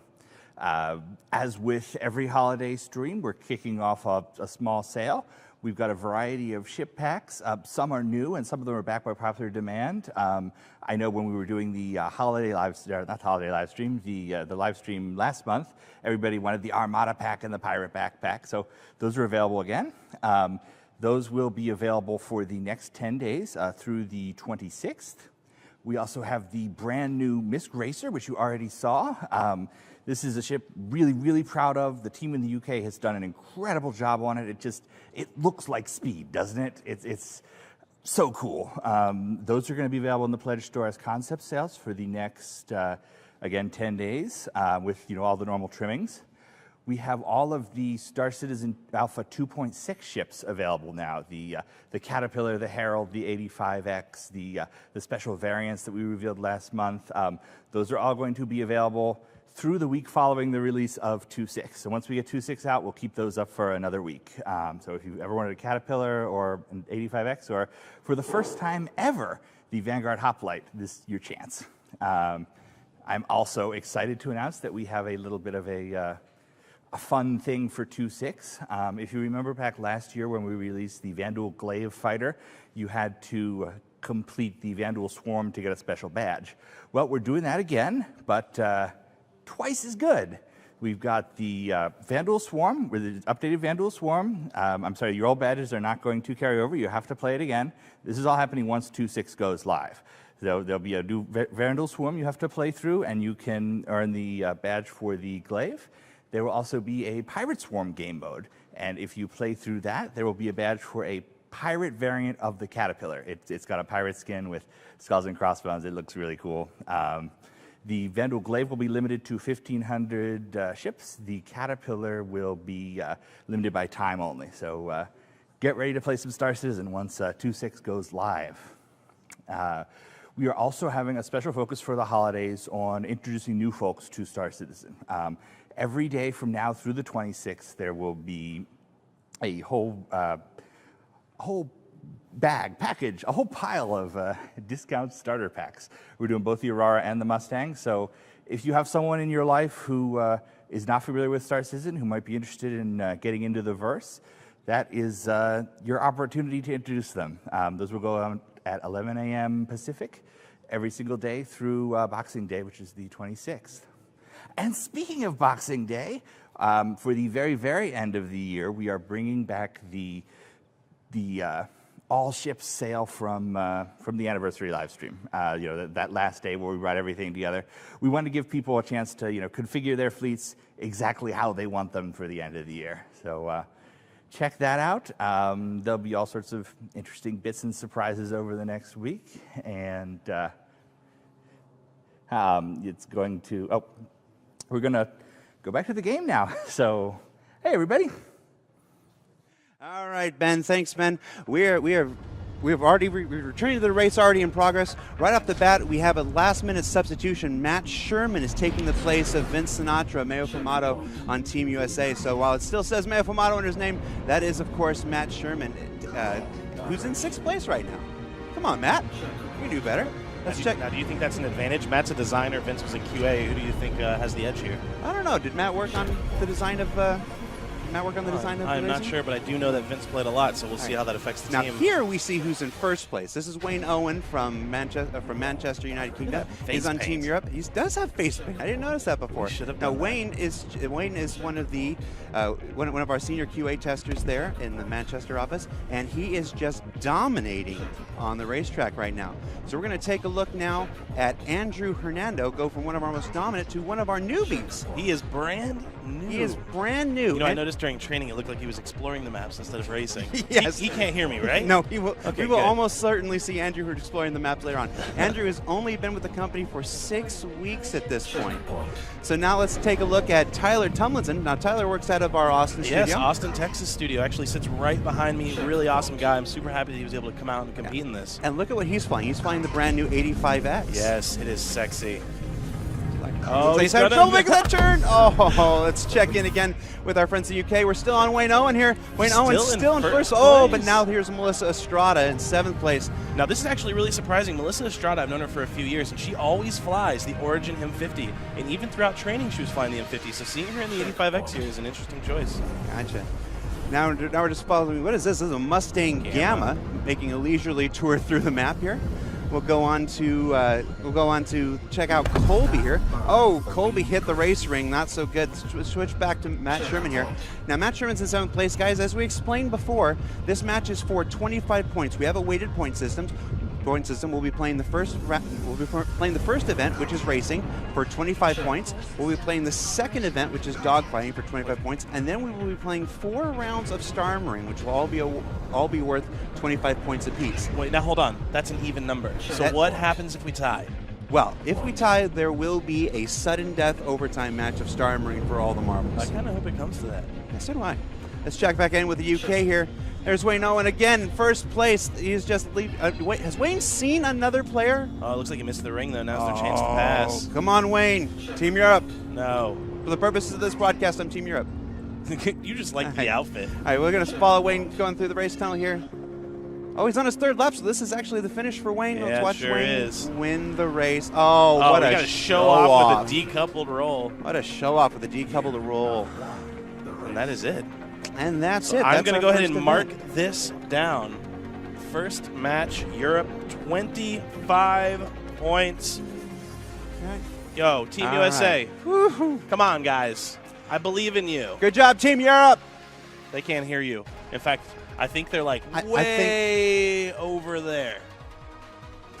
Sorry. That's the second time you've done that. I'm sorry. That's the second time you've done that. All right, we have a nice little graphic for Team Europe winning. Let's play that right now.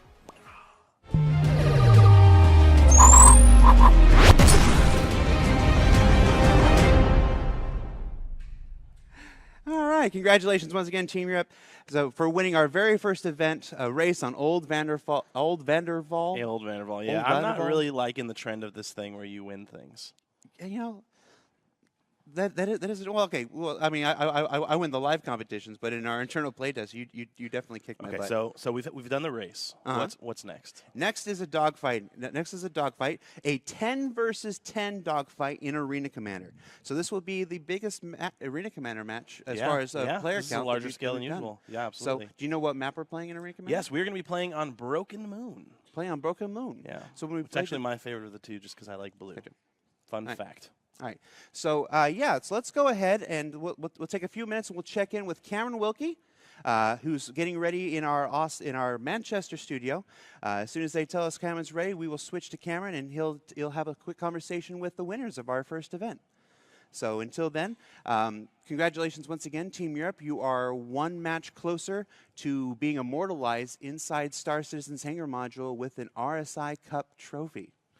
So, what you got, Tyler? You think you're proud?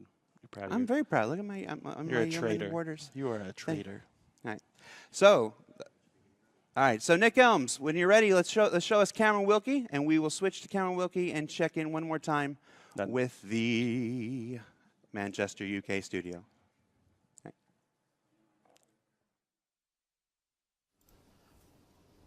Hey, welcome back to the UK, where I've got,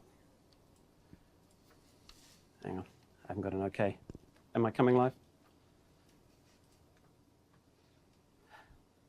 Tell me I'm coming live.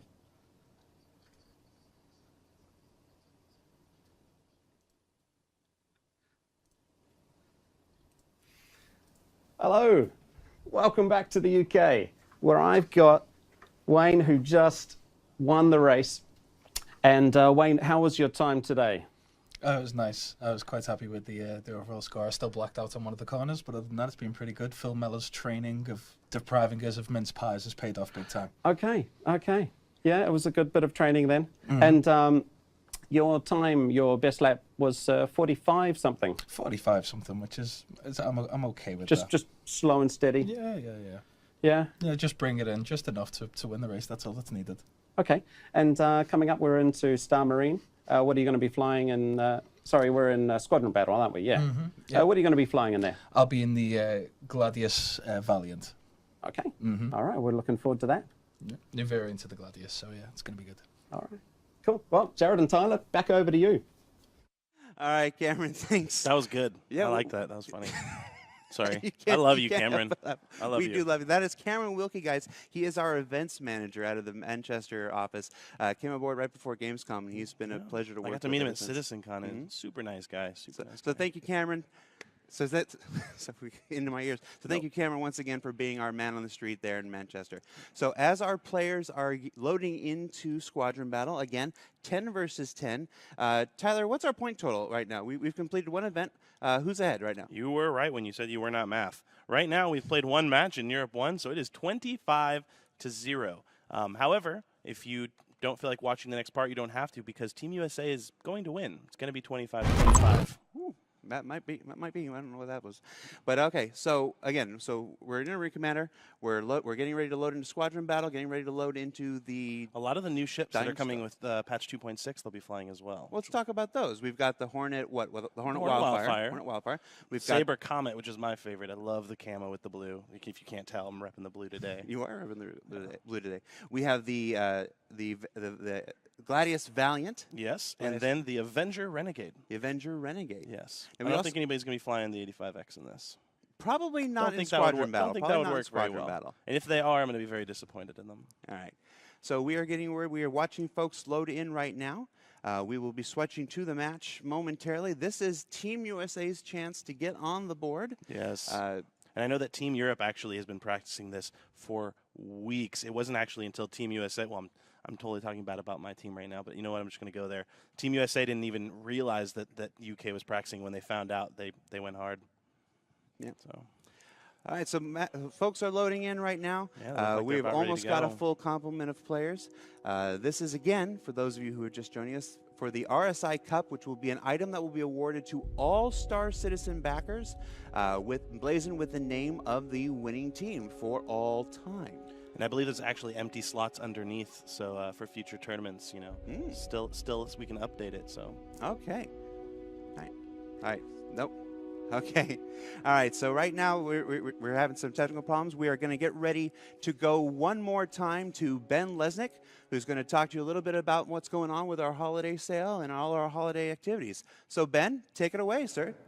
Hey everybody, hope you can hear me this time. I did want to talk a little bit about some of what we're going to offer in the Voyager Direct store after 2.6 goes live, because we've got a whole bunch of weapons this time around. There's 2 new ship guns and more missiles and missile racks than I can count. If you've checked out some of the weekly newsletters we send out, and by the way, let me move it aside, if you have not checked out the weekly newsletter, do. We have, in the past 2 months, totally revamped these.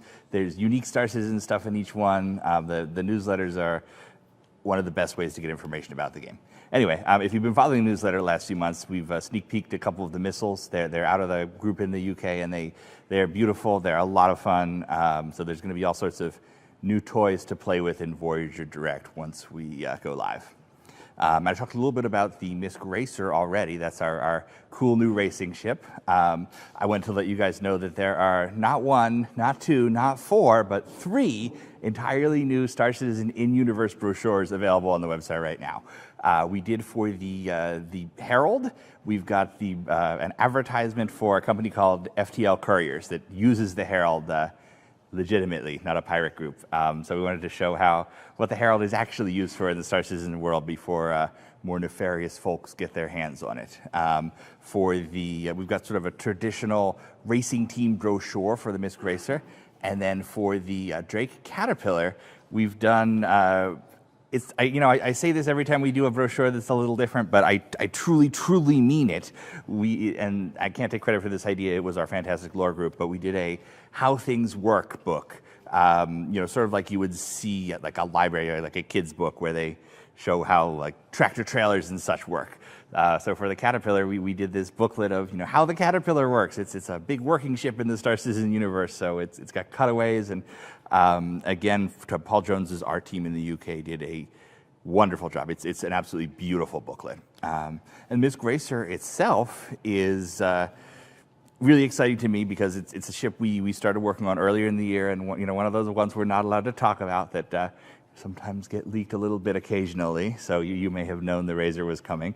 But we have a whole range of these ships that I was lucky enough to help put together.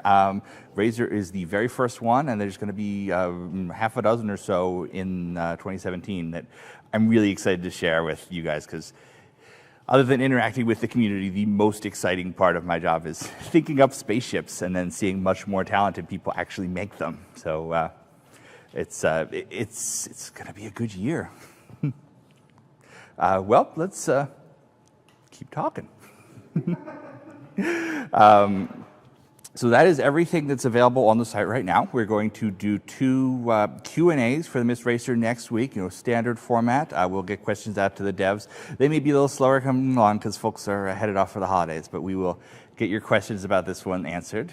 The cool thing about the Racer is this is, of all of the StarCitizen ships, we've got the Mustang Gamma, we've got the Mustang Omega, the 350R, the M50. They're all racing ships, but they're all either adaptations of existing ship chassis, or in the case of the M50, it's a dual role because it's intended to be sold as an interceptor also. So the really cool thing about the Misc Racer is that it is designed from the ground up as a racer. This is a ship that was intended to win, and next year we're going to have the 2947 Murray Cup, and Misc is hoping to place. So with that, we're going to go back to the game. Thanks, Ben. That's a lot of information ready to go. So we still have our players readying up. Hopefully shortly we'll be ready to do the biggest squadron battle that we've ever done on a broadcast. No, absolutely. 10 versus 10 in Arena Commander. No, absolutely. And one of the things I'm really looking forward to seeing is also some of the new camera stuff that we've been mentioning earlier in the stream. Oh, yeah. Because we have a couple spectators who are going to be in the game mode as well, so we can jump to them. But yeah, 2.6 bringing a lot of new camera controls and. Oh, I'm here. The game is starting. Yeah. Let's take a look here right now. There we go. All right. So we have players starting their positions. They haven't engaged yet. They're in the feeling out. All right, Team portion. USA. Don't let me down. Here's Matt Sherman filling in for Vinny Sinatra, who went down with a terrible stomach bug. Vinny, we're all thinking about you. All right, he's looking for target there. Oh. Yeah. Obviously, he's discovering that new afterburner system, which is dangerous in a map like Dying Star with all of these asteroids. So he's got his missile lock. Is he going to do anything with it? Probably get a little bit closer. All right, let's check in with a member of our UK team here. Here is Melissa Estrada herself. Oh, and there's Mickey. Mickey, you may remember from from Around the Verse. Yeah, no, she's hosted quite a few of them now. Actually, did you know that Mickey actually hosted Around the Verse for the first time her second week with the company? Are you serious? Yep. Yeah. So she's there. She's trying to get missile lock. There's a missile cam, and looks like somebody knows how to use Fun fact about her: she's actually closely embedded with the character art team. Helps them a lot. Yes, she does. All right, now we're going to check in with Colby, Mr. Meantime himself, here at QA in the LA office here. Just take a moment to appreciate his face. That is a game face. As he is engaged with Andrew Maudsley. Now, Colby is flying a Hornet Wildfire, and it looks like Andrew Maudsley is being chased in his Avenger Renegade. Oh, we got to see a little glimpse of the new pickups that are in patch 2.6. But Colby, look at the look on his face. Andrew Nicholson took out Colby. He does not look happy about that. Let's check in on New Blood here. Andrew Hernando found one of the fuel replenishments. Now, one of the things actually that getting in there. He is. One of the things that separates Arena Commander from life in the Persistent Universe is the gamified nature. This is a game within a game, so it has lots of pickups that you can get after you've dispatched one of your enemies. Perfect You view can see of on them the right screen now. now, you can see ammo pickups, Ammo repair. repair pickups, missile pickups, all kinds of things which are necessary to remain effective inside a game like Arena Commander. Absolutely. So we'll check in one more time with the UK. We I'm see proud Melissa of him. Estrada He's here. really getting in there. Yeah, he's getting better. Melissa Estrada actually was in the Austin, Texas studio for a long time. We worked really close together on the QA team. Now she's in the Frankfurt studio working very close with the engine team. She's very good at our editor. And looks like she's got somebody who's actually just looks like stalking him. ProSalt. That's Eric Pietro in the LA studio, another QA tester. Bubba Weave, Eric! And she is sharp there. She's just picking him off one after another. Come on. I think she's disabled his ship too. Either that or he needs to learn to fly. So let's check in again with Andrew Hernando here. He's got Idris in his sights here. Now, Idris is a member of our Manchester team. I can't say it enough. I am proud of him. I mean, we keep cutting to him, and he is right in the action. I expected him to hang back. I mean, he's new. Yep, and he's always tracking down those power-ups. He really is. He's utilizing the pickups. He got so many power-ups, we can't even tell what he got. Missiles, repair. Good job, newbie.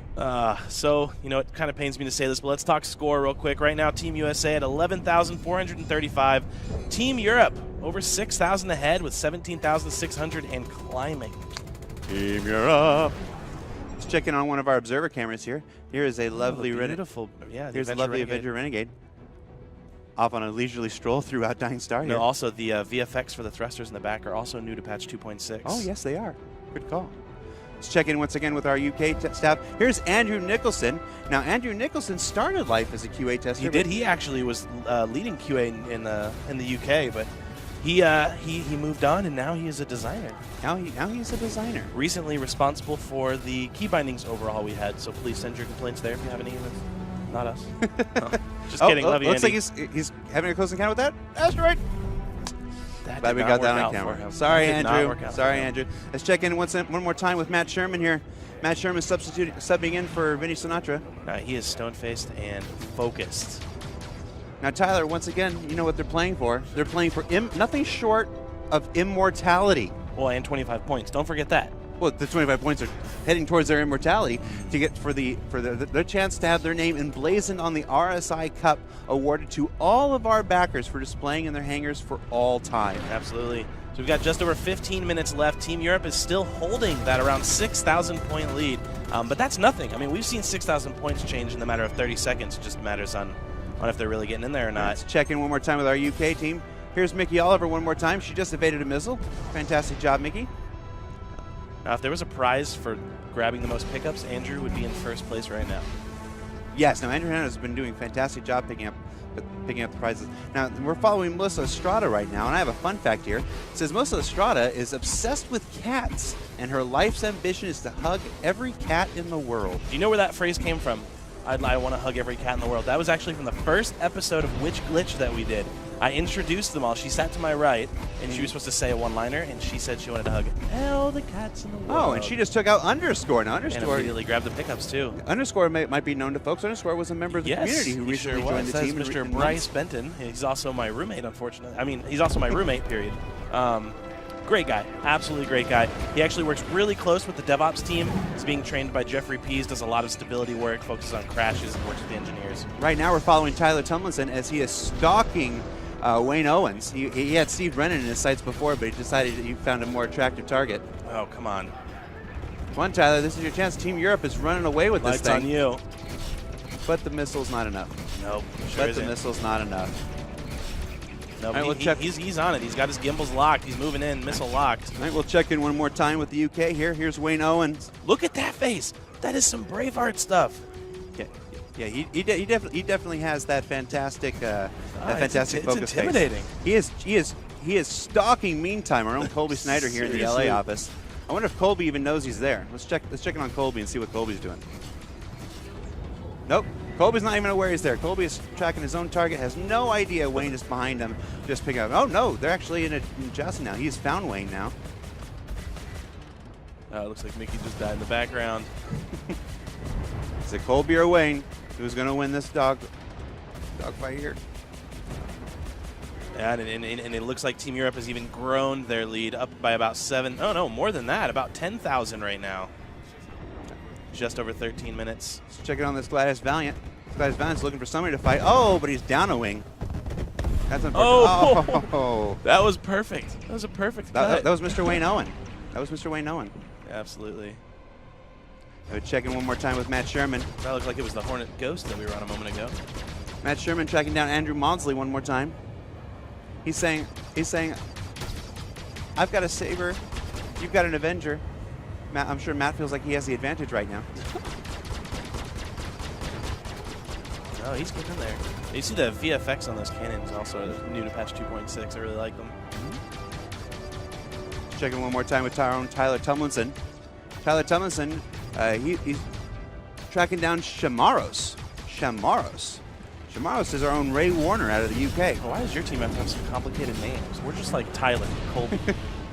And we have a fun fact for Ray Warner. He says he bangs his head against the wall to burn 150 calories an hour. We'll see if that's that makes a lot of sense when you talk to him. That makes a lot of sense. Check in once more time with the UK here. We have Andrew Nicholson. He's on Pro Salt's tail again. I love the face paint. He's got the UK on his cheeks and Frankfurt on the forehead. Well, this is a unified Team Europe effort. effort. It's an international competition. So Pro Salt can't do anything to shake Andrew Nicholson. Andrew Nicholson is just on him like white on rice, which is not to say any insult to those lovers of brown rice. Yeah, they're not all going to be winners. You don't have to look at me like that, Tyler. I'm sorry. Yeah, they can't see me looking at you like, what? I'm sure they can feel you looking at me like that. Because they're doing the same thing. They're all looking at you like that, too. Oh, and he went head-to-head with Pro Salt, and Andrew came out on top, even if he did it the hard way. Let's check in one more time with Colby Snyder here. Colby Snyder's got Andrew Nicholson in his sights. I'm thinking he wants payback. No, I think he got him. Okay. And he's picking up those ammo pickups. So one more time, Team Europe has the lead in the entire competition. They are up 25 points, but Team USA is closing the gap. Yeah, on this they dogfight. really are, actually. Just noticing that right now. It's about a little under 5,000. Points are going up fast, though, so there's a lot of combat taking place right now. Colby has decided to show up. He is doing some massive damage. The gap just closed a lot. We're within 3,000 points of each other right now. Come on, Team USA. I believe. Now, if I'm not mistaken, matches in Arena Commander end when one of two conditions are met. When either the time limit counts down or the winning team reaches a total score of 60,000 points? I believe that is correct, yes. All right. So we are just about halfway through this match. Yeah, in both avenues, yeah. See, you said I don't know math. Well, you know what? Occasionally, what's the saying? A broken clock is right twice a day. So am I. Or is it once a day? All right, so we're checking in with Melissa Estrada here. Melissa Estrada is looking for somebody to kill. Looks like she's found Underscore. You got any words of encouragement for Underscore? No, not at all. I am fixated on the score right now because Team USA is just over 2,000 points behind. It looks like they may actually catch up. Switching to Andrew Hernando here and his Avenger. He has got Idris in his sights. There is a lot going on around that one asteroid. Idris. Not an actual Idris, although that would be epic. I wonder if he gets that a lot. Probably. Sorry, Idris. Let's see if that's mentioned. Dude, look at Andrew go. I'm super impressed right now. Idris's fun fact is that he sometimes gets mistaken for Mark White. I think that Team Europe heard me warning them about Team USA catching up because they have started to largen. What's the word for that? Widen the margin. Widen the margin. There you go. Thank you. This is why I have you here. Let's check back in one more time with the UK feed. Here's Mickey Oliver in her own Avenger. Who's she got? She's got Underscore in her sights. Underscore seems to be attracting a lot of Team Europe's attention. You can do it, Underscore. You know, it's rumored that Underscore is one of the better pilots in the Austin office, so we'll see if he can pull this through for him. Do I have a fun fact for Underscore? For Underscore? Yes, it says his pastime is watching football, and his obsession with StarCitizen led him to joining our team. Also, he's a trained yo-yo judge. I'll just tell you right now, you don't need to read anything. I can tell you all of his most embarrassing secrets, but I'll save that. All right, with that, let's check in one more time on Matt Sherman, our own Matt Sherman, technical designer out of the Los Angeles studio. Subbing in for our own Vinny Sinatra, who went down with a stomach bug. Survives this mid-air collision. Lives to fight another day. Who's he got in his sights right now? He's got a glare on the screen. I can't read it. Oh, it's Idris again. Oh, he's got Idris. Yeah, so we have just over 8 minutes left. Team Europe is ahead by just under 9,000 points. It's going to be potentially close. Team Europe pulling They farther are, away, but man. I'm not giving up yet, okay? I'm still believing in Team USA. All right, we're going to check in one more time with newbie Andrew Hernando. I think Andrew's going to take it home.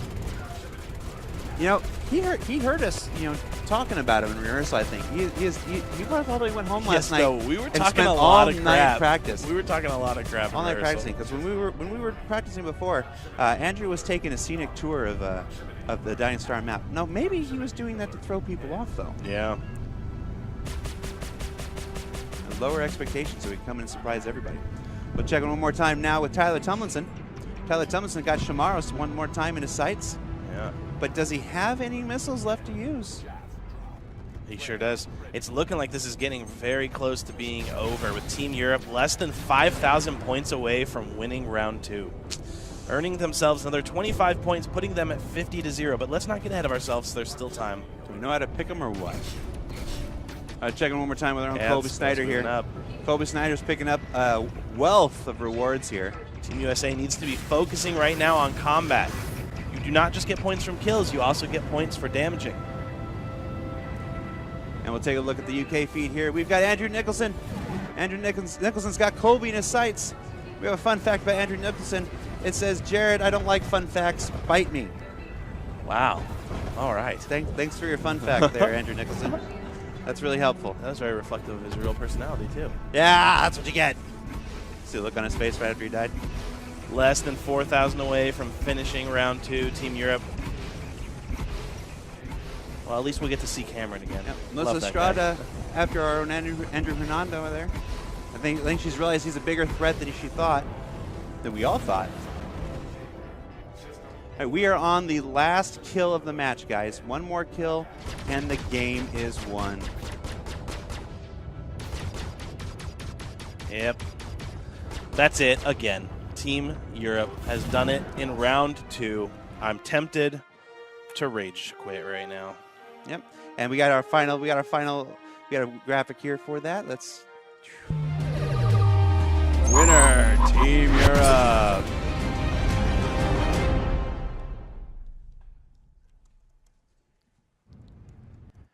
All right. And so we'll check in one more time with our friend Cameron Wilkie over in the UK. As soon as we get confirmation that he's on camera, we can see. So Team Europe up 2 events to none for a grand total of you are the math wizard. You are the math wizard. How many points do they have now, Tyler? Well, they got 25 from the first round, 25 for the second round, so it's currently 53-0. Team Europe is in the lead. All right. Now let's go to Cameron Wilkie. Let's see. Cameron Wilkie, you guys ready to go? All right. He's getting ready. There we go.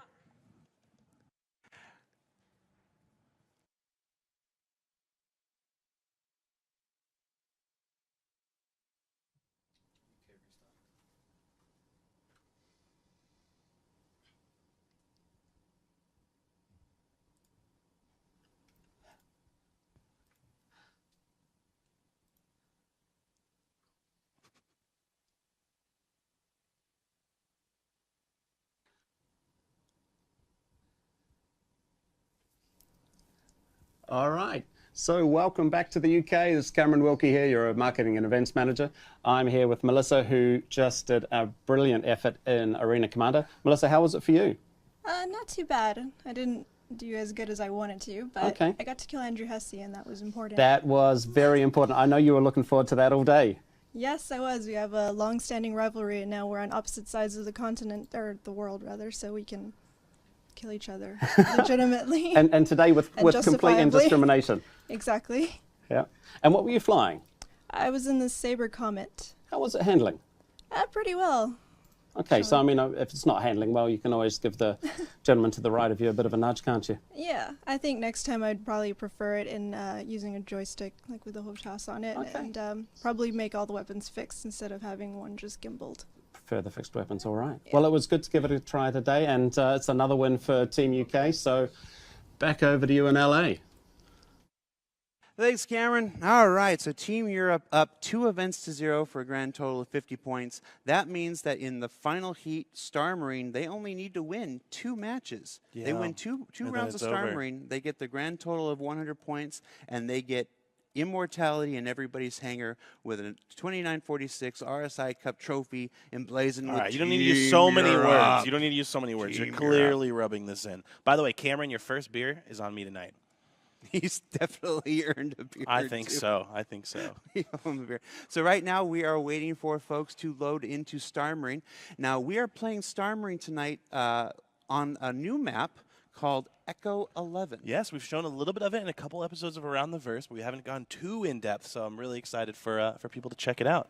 The cool thing about Echo 11 is it's I don't even know how to properly describe it. So there's giant asteroids, and you can go on either side or EVA in between the two, and it's really cool. Yeah, Echo 11 is actually 3 levels. So there's a lower level, a middle level, and a top level. But in between the entire thing, like the hole in a donut, is this giant EVA area. Yeah. So you can actually cross from 1 to 3, from 2 to 1, through the, not just through the corridors and through the map, but a lot of gameplay on Echo 11 comes down to how effectively you use those 0G shortcuts that are available.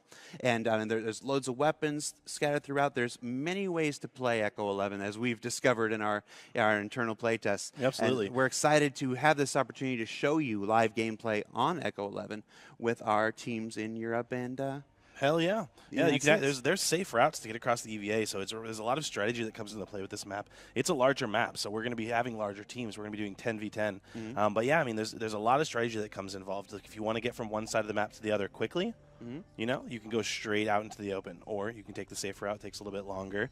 So I think this is going to be really good. I think it's going to be really good. All right, so we folks are loading in as we speak. As soon as they are ready to go, we will cut to the live gameplay, guys. So yeah, game mode. Control. It's called Last Stand. We didn't talk about that, right? No, we haven't talked about okay, Last Stand. so the game mode that they're going to be playing is called Last Stand. Many of you FPS players out there may be familiar with it. It is a capture point game mode, so A, B, C, D. Now, as you capture a game point by hacking the terminal, as long as you are the last team that captured it, you own that, and your points will accrue.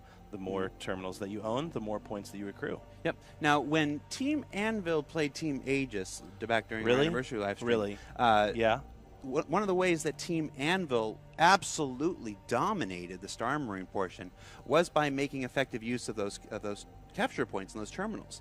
Because a lot of folks think you just run around, run and gun, shoot people. That's all there is to a tactical FPS. But tactics are so important to the emerging Star Marine experience. You love bringing up the Aerospace Expo. You have to play the objectives. No, you are absolutely right. That's one of the things that can easily be a downfall for your team. And honestly, even when QA is testing this, when I'm back in Austin, they're getting into these heated battles. Like, hey, we're testing it, but let's really see which side wins while testing it. Mm-hmm. The problem is, if people focus too much on the elimination aspect of the game, I mean, you can have 20 kills and 2 deaths, but if you're not capturing the points, your team is not going to win. Well, that's what we did to you. That's what we did to your team last time. We had 3 guys. Let me tell you something, just going crazy and engaging you, and we had a small strike team that was just hitting points and points and points. And we're like, don't engage. I can just only hit the points. carry so much on my back. Well, that's why they call you the trash man, right? You're carrying the trash. You know what? That's why I've said that. I like your hat. Yeah. This was an oversight. I thought that this would work better. All right, We are almost ready, guys. We are watching folks load into the map right now. This is Star Marine on Echo 11. Now, Echo 11 is a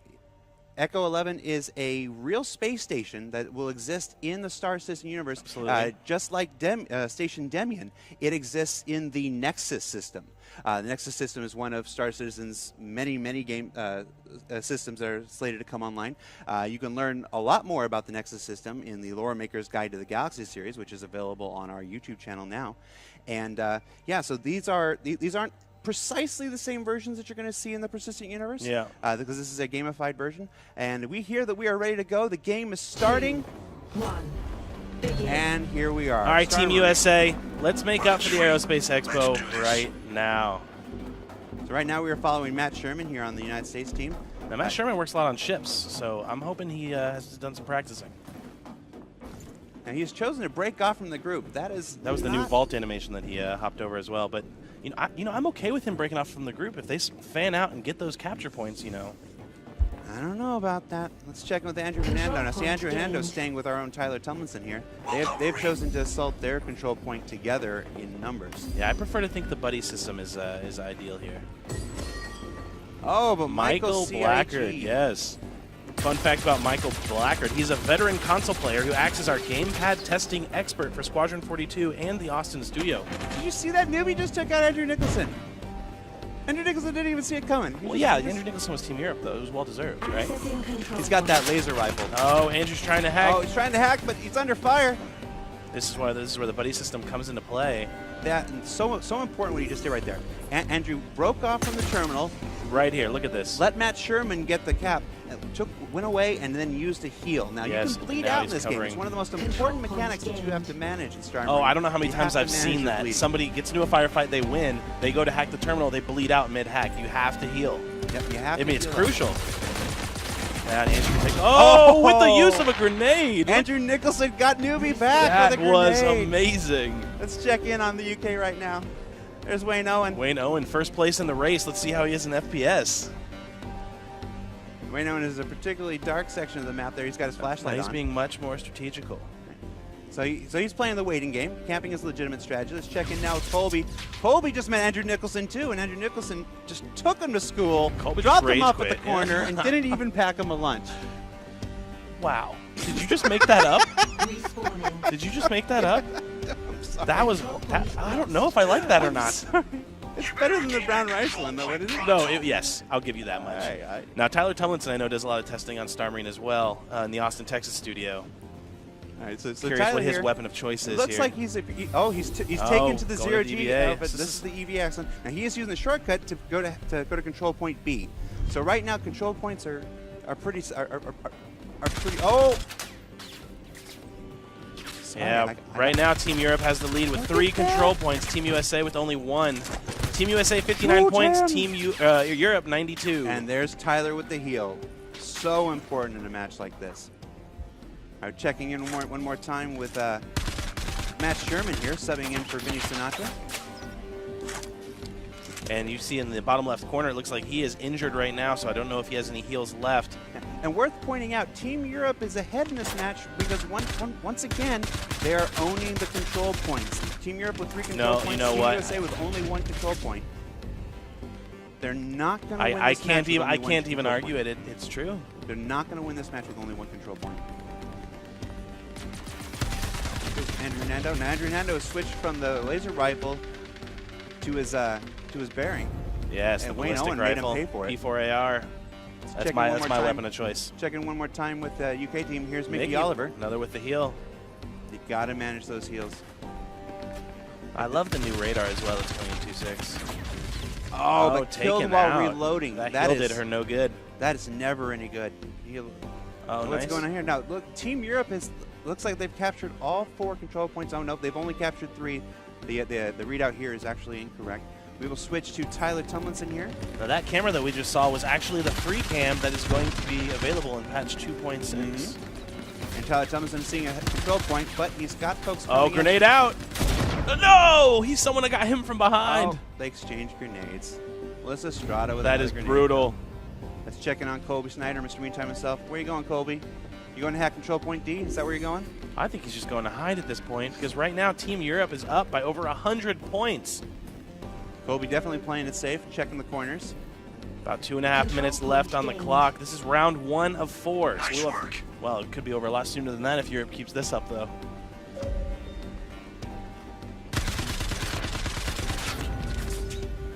Steve Brennan taking Colby out. Checking with Andrew Hernando.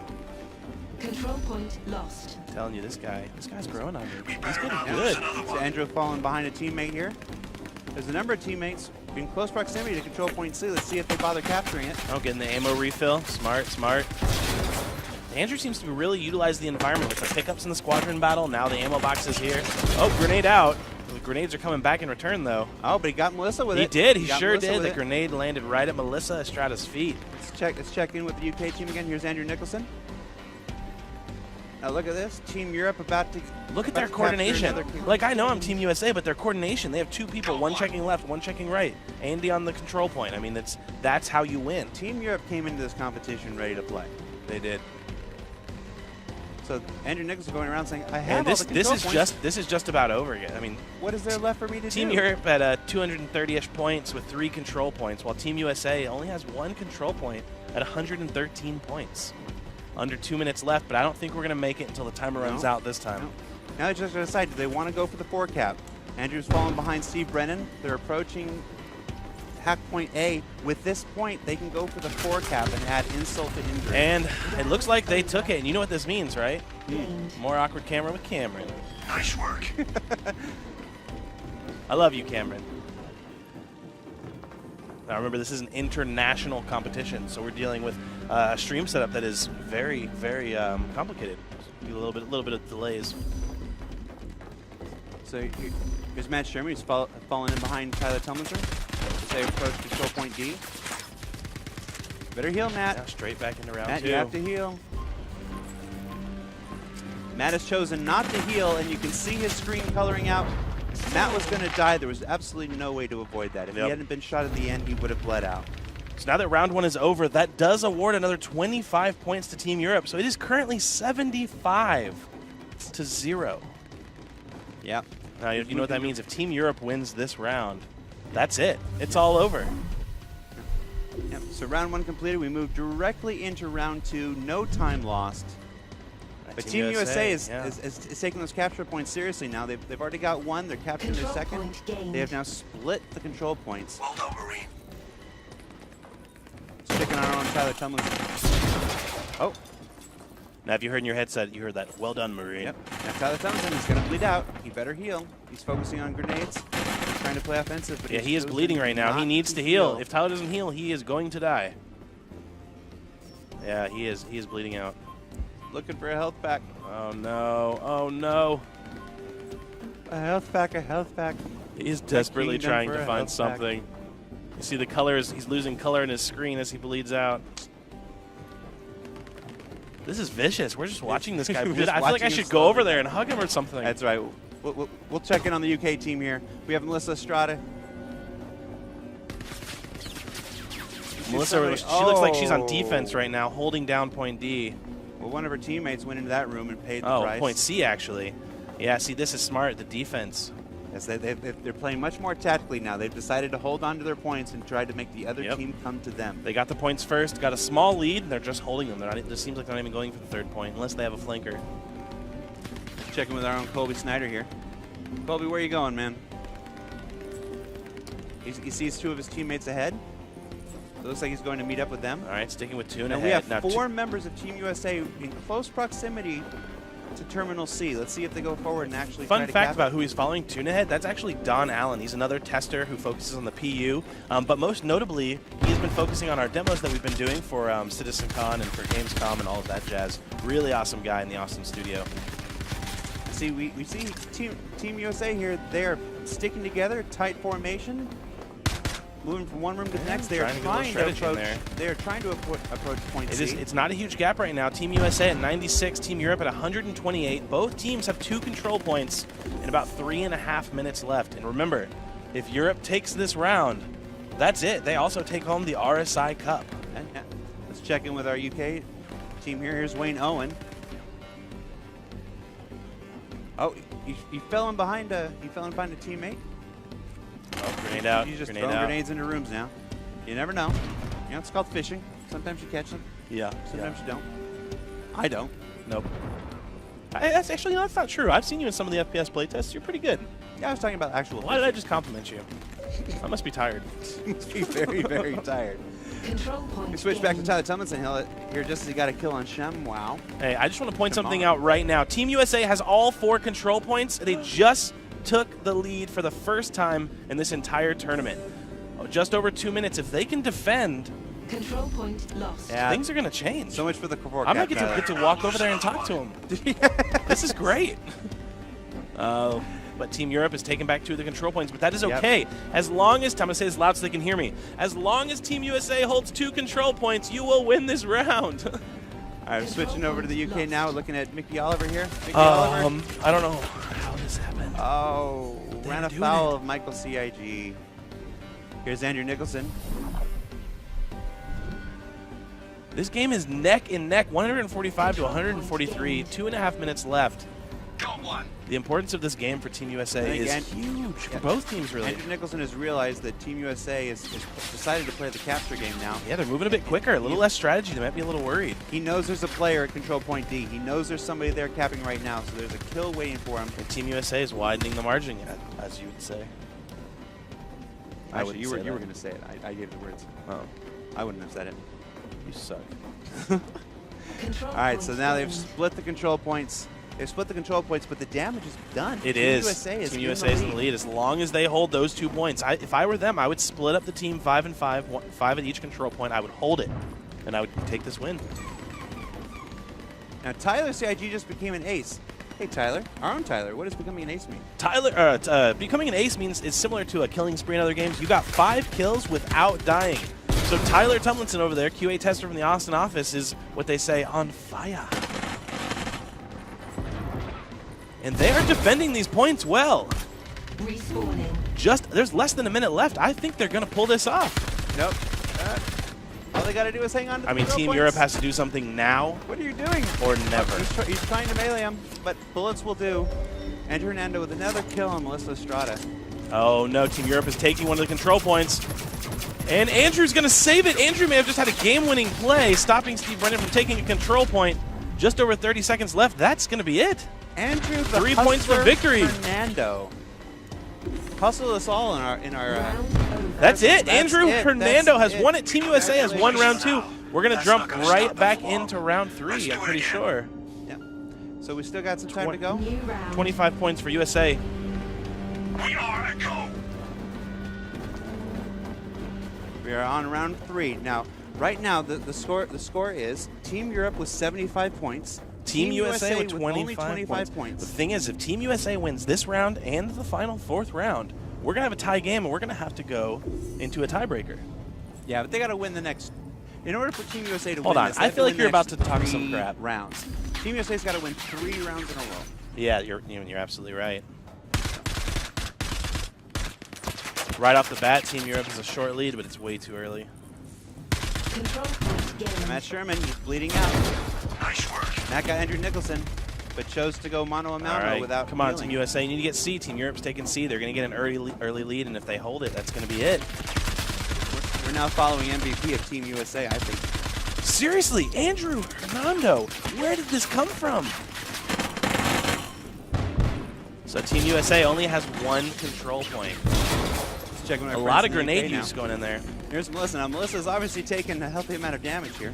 You know, I've noticed a trend with Melissa, though. It seems like she's always on the defense. She's really focusing on her strategy. I'm wondering if they had assigned a buddy system before this, because it seems like a lot of the pairs are consistent. UK has come prepared. Now, folks watching at home may wonder where you've seen Melissa before. Melissa was one of our Outlaw characters in our Gamescom demo. Yes. Specifically, she was the one that took the brunt of that Freelancer fire and went flying way up into the air. She was, the one who drove the rover and did that thing over and over as well. Or you may have recognized her from Witch Glitch. Yep. Matt Sherman went head-to-head with Andrew Nicholson, and Andrew Nicholson said, I got face bullets for you. Absolutely. So right now, just over 5 minutes, if nothing changes right now, then Team Europe is going to take it and be the champions of the RSI Cup. Tyler Tomlinson, he's approaching control point B. not meeting any resistance, but did find a friendly face. 2 friendly faces up ahead. So now he falls behind. There is safety in numbers in a game like this. Absolutely. Unless those numbers are on top of a grenade. I love a lot of good grenades being thrown. Oh, he threw a grenade, but it bounced off it's the rattling down. right next to him. But he was smart enough to get away. Good job, Tyler. Other Tyler, I'm not talking about you. Listen. All right, we'll switch into Andrew Nicholson here. Perfect Andrew heal. Nicholson He almost bled out. Took a lot of damage He there. did. But luckily, he had his med pack. He's still, look at these grenades. They're basically playing catch right now. Oh, here we go. Oh, caught reloading. That is the worst. I don't think that he has any heals left. I'm pretty sure Andrew Nicholson's going to bleed out. He just used his health Yeah, pack. he is has bleeding no out right health now, so pack. his best decision right now is to rush. And this is another, and he there bled he out. goes. He bled out. Again, though, the importance of knowing when to heal. I mean, he needed to use it earlier, so I mean that's the best he could do in the situation. Now we're following Wayne Owen from Team Europe. Team Europe, by the way, in the lead, commanding 3 control points. Yep, they have held it since the beginning of the match. I'm telling you, their strategy with defense is taking this. So a cool look at the new bar. Checking the score, he wants to see how far ahead he actually is. Yeah. It's a player with confidence. Using the EVA system, I don't know where he's going, so we'll go to Vince here. Vince just took out, Idris. Of course, I say Vince, but this is still It's actually not, yeah, Matt it Sherman. says Mayo Fumato, but. Yes, and again, if you're just joining us, Vinny Sinatra, member of Team USA, went down this morning with a terrible stomach bug. So Yes, Vince, we're thinking Vince, about if you. you're watching this from bed right now, we love you, man. Get better, and we'll see you on Monday. And honestly, on behalf of Team Europe, I'm glad you're not in the match. Yeah, honestly, that really was the most upsetting. Well, no, most upsetting part to me is he's not feeling well. But he was definitely the ace in our pocket. Oh, Wayne Owen made Matt Sherman pay for it. All right, so here we are with Tyler Tomlinson. Yes, Tyler, put some hearts in chat for Vince. Thank you. Yes, everybody, press F in chat. Because you know he's Put watching some right now. F's in chat F's, for Vince. F's and hearts. All right, Tyler and Melissa going head to head. Just ripping into Melissa Estrada. Control point lost. She is down. Fighting for a control point. I got to tell you, though, right now, 84 to 219, this is a huge gap. Team USA would have to play on a Jared level They would need to in order take to pull this out. Oh, shut up, you. They would need to take all 4 control points, but right now I'm feeling like people in Europe are already starting to pop the champagne bottles because it looks like this is just about over. It's Matt Sherman checking out all the beauty and splendor that Echo 11 has to offer. Yeah, this is going to be it. I don't think there's a way at this point. 7 points away. So let's go ahead and give an early congratulations. Team Europe. You're real proud, aren't you? Yep. You're real proud, aren't you? And that's so now. Congratulations to that. See you. Yep. Final. This is our final chance.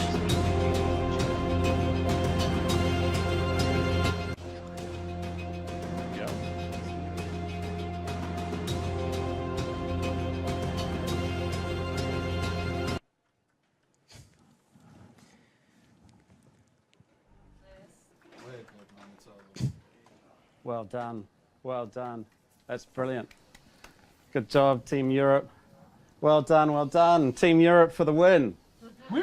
Whoa. Wayne, how you feel right now? Fantastic. We took Yeah. it. Oh, it was round 4. What's going Oh, on? we don't even need round 4. We can just idle by and let them do it. Yeah, we'll Are just, you can just play with one hand while I come around and chat to you guys. I'm Mickey, going to be. how many kills did you get in that, do you think? I think I got 5. 5 But I'm working defensively, so I'm trying not to get I loads saw of you kills. doing a lot of cover as the game went by. I heard you making a lot of calls about covering the team and working tactically there. That was brilliant. Yeah. We like to well, it's the key, isn't it, to work all together to get them. So And this map needs a lot of teamwork, doesn't it? Because you've got the hacking system and you need someone to cover you while you do it. yeah, it's very like the layout's very sort of windy. There's a lot of corners, so you've got to make sure that call out to your team where everyone is. So. And did I see you bounce a grenade around a corner at one point? Maybe unintentionally. Well, it works, whatever you did. Just keep it up. You just keep playing one-handed while we chat to the team about the win for Europe today. Hey. Andy, how's the game going for you? It's going well. I am outplaying myself. I consider and myself the USA at the same time. So Of course, so you're yeah, doubly I mean, brilliant. I consider myself a journeyman when it comes to this first-person shooter malarkey, and I'm doing all right. Now, have you formed any personal grudges? Was there anyone that killed you twice in a row today that you want to take out? Well, I always want to kill Hesse, but you know, Everyone wants to kill Hesse. I think that's a theme of today, isn't it? Yeah, I've had a few with Mr. Meantime, a few grudges with him in the squad battle. Okay. Oh, well, we can settle those later. Yes. Well done, yes. well done. Thank you. Melissa, I see we're all still playing here, but I'm just going to come around and congratulate Team Europe on a job well done today. Thank you. How did you enjoy yourself? Did you have fun? I did. I actually did have fun. I don't really play first-person shooters much, but I had a lot of fun playing with Well, you everyone look here. like you're enjoying this. So now that 2.6 is out, I think you're probably going to be playing a lot more first-person shooters. I think so, so I can get some more practice under my belt. And lastly, Mark, Hello. how was today for you? It was pretty good. Good to see the team win. Did you have fun? Yeah, I enjoyed it. What are you looking forward to most when 2.6 goes live? Seeing the fans' reaction, see how much they enjoy all the new stuff we put in. All right. Well, fantastic. Well, look, we had so much fun here today in Wilmslow and Foundry 42, and we're going to kick it back over to you guys in LA to wrap things up. Thanks very much. Thank you for having us.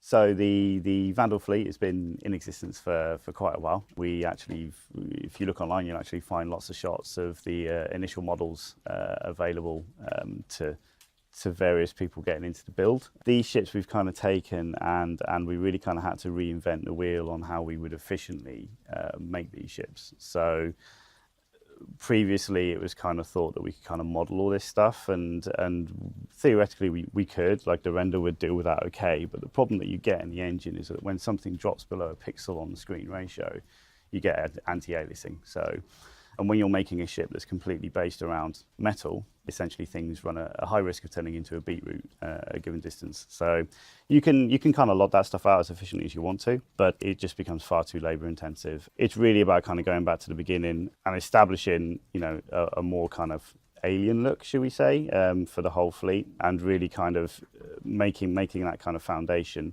filter through to the rest of the fleet. So our hero asset, should we say, for the Vandal stuff is the driller at the moment. Matt and Colin have been working very hard on that and establishing really the pipeline and the work that goes into making that kind of look work.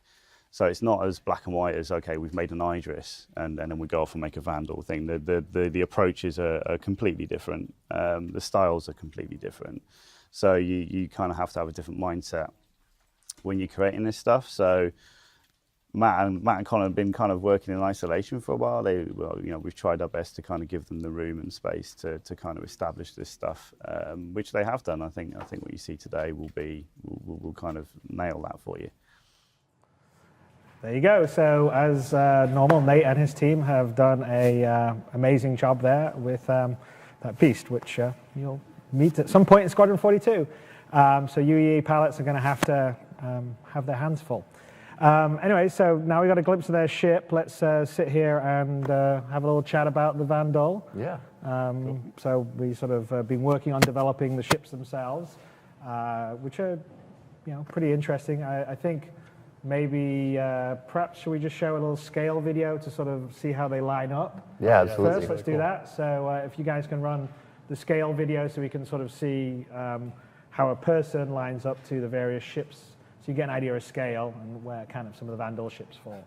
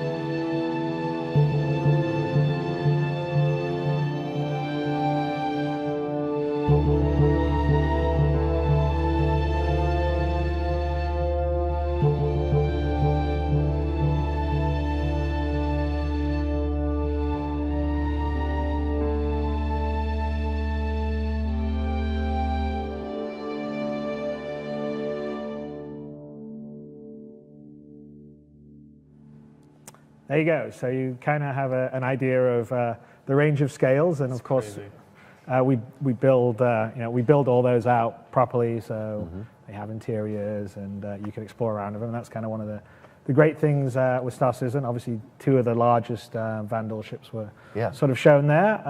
They're massive. They're big. They're huge. Like, I'm already getting lost on a Starfarer. I can't even imagine going on board one of those. It's going to be really, really cool. Yep, definitely. So anyway, that's the Vandal. We saw a little glimpse of a side shot. We've been sort of working on continuing to refine in the Vandal. So do you want to talk a little bit about? We're currently working not just on the ships, but we're also working on the Vandal themselves. So we're going to throw up some images, and we're just going to talk about the process, a little bit, the lore as well. So the first one you're going to see here is one of a Vandal warriors, and so there's some interesting lore with the armor that's going to happen with a Vandal, where some of them wear more or less, but it's not in the typical way that you would think. Yeah, one of the ideas that we were thinking is that kind of newer, more green Vandal warriors would be out there with a lot of protection. And then kind of as they earn their stripes, it shows their bravery to kind of go into battle naked in that kind of warrior fashion. So when you see like a Vandal who's not armored, you know he's been in combat for a really long time and kind of has mad chops in order to be able to survive that long. The braver they are, the less armor they wear. Right, so what you're seeing on screen right now, because he's so armored up, is one of the younger or more green versions of them. Yeah, and I think we're also talking about sort of fusing their arm. I mean, like one of the concepts of the Vandal is that they don't feel pain the way that we do. Right. And also they're able to sort of survive in vacuum in a way that a human Yeah, they don't need to wear a traditional like spacesuit at all. They go out there from armor into atmosphere, or from space into atmosphere. They can survive the perils of space. Yeah, and in fact, I think we've sort of designed this idea of they can withstand whatever they breathe, not necessarily in the oxygen, for a certain period of time in their own sort of like, whatever you want to call it, their breathing sense. Like a camel. And then if they were going to extend it for longer, they would maybe wear a face mask. But the way their body's constructed, they don't have the same issues that we. They don't have the need for a spacesuit. Extremely like hardy that. race. Yeah. Right. It's kind of like how like whales can breathe very little bit and then stay underwater for a long time in the same way in space. And so we have some more images we wanted to show. So we have some versions of some heads Here we have another version. So this is one of the ones that you're going to see that has a little bit less armor on it. And so this armor is actually grafted into their skin. So because they can't feel pain, like you said, Chris, this armor is going to be inside of their skin in a way. So it's kind of scale-like, but it's also kind of part of their musculature and their bones and everything like that. Yeah, really fused into them as part of who they are. So here we see a little bit of the bioluminescence. We see a little bit of some of that ability to maintain, not oxygen, but whatever it is that they breathe. And that's kind of what that color is. And Will, you were talking with me earlier about some of the cool abilities of their language and their lore. Yeah, as we continue to develop how they talk to each other, part of a really cool idea that we incorporated in is not only do they have their vocal speech, they also use a lot of gestures as well as their body coloring, which they can shift depending to give more nuanced meaning to what they're saying. We actually, when we worked with Andy Serkis recording this stuff for Squadron, we came up. I mean, we had Britain who developed the Vandal language for us. We came up with both what they're going to say and also the signs, and then of course we talked about colors. So that'll all sort of come together when you play Squadron and see some of the cinematics involving. Yeah, Andy was great in helping flesh out those motions and what they meant, and Dave as well, who couldn't be here today. Yeah. Hi, Dave. He's in England working. He's actually editing 3-0 Mission Giver stuff. So he's there. I would like to say in rainy England, but it's been rainy LA today. So Yeah, recently it's been rainy here as well. we're very England-like today. He's been working, and we'll have that all wrapped up by in the next few, early next week. So then he'll be back in hopefully sunny LA by then. Awesome. As one of the things you guys just saw as well, is we had one with a kind of a spear, exploring some of their weapons, how they're going to attack. We've also been exploring, as we get out of the concept 2D phase into the 3D phases, which you're seeing right here. So more of the armor being grafted into the skin and trying to do some, I guess you could say, maquettes or sculptures that are going to show kind of the pose and the attitude of the character as well. So now that we're getting into 3D, it's nice to be able to start to flesh out that character a little bit further with all the things that we're talking about. Yeah, and it's a kind of refinement, right? Because we had a version and we already had it in the engine, but we sort of slowly being like, okay, let's add a bit more to this. Let's flesh them out. Let's work in some of their sort of lore and history and play around. It's ongoing. So we're even right now, one of our artists that we've had working a lot of things, James Koo, is working on the Vandal. He just started recently, so we're continuing to push it, continuing to iterate on it, and make it the coolest. Like everything. Yeah, like everything. We keep making it better. We try to make it better. Push it and push it and push it. Yeah, and get that expression and emotion in the face too, because they're not just monsters, they're thinking creatures. They build these complicated spaceships. They have a lot going on. And we performance captured some awesome performances, so making sure that... Yeah, that needs to come through. Yeah. Absolutely. Yes, yeah, exactly.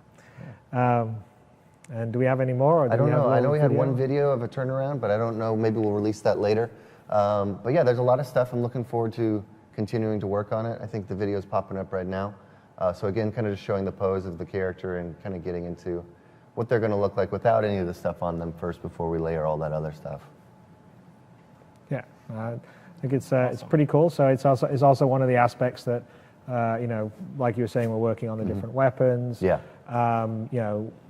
The idea is obviously that the Vandal, they're a race that essentially are about combat and war, and they're a very martial race. And so they sort of take the rite of passage and fighting very importantly. And in some ways, maybe hand-to-hand combat for them is sort of the ultimate,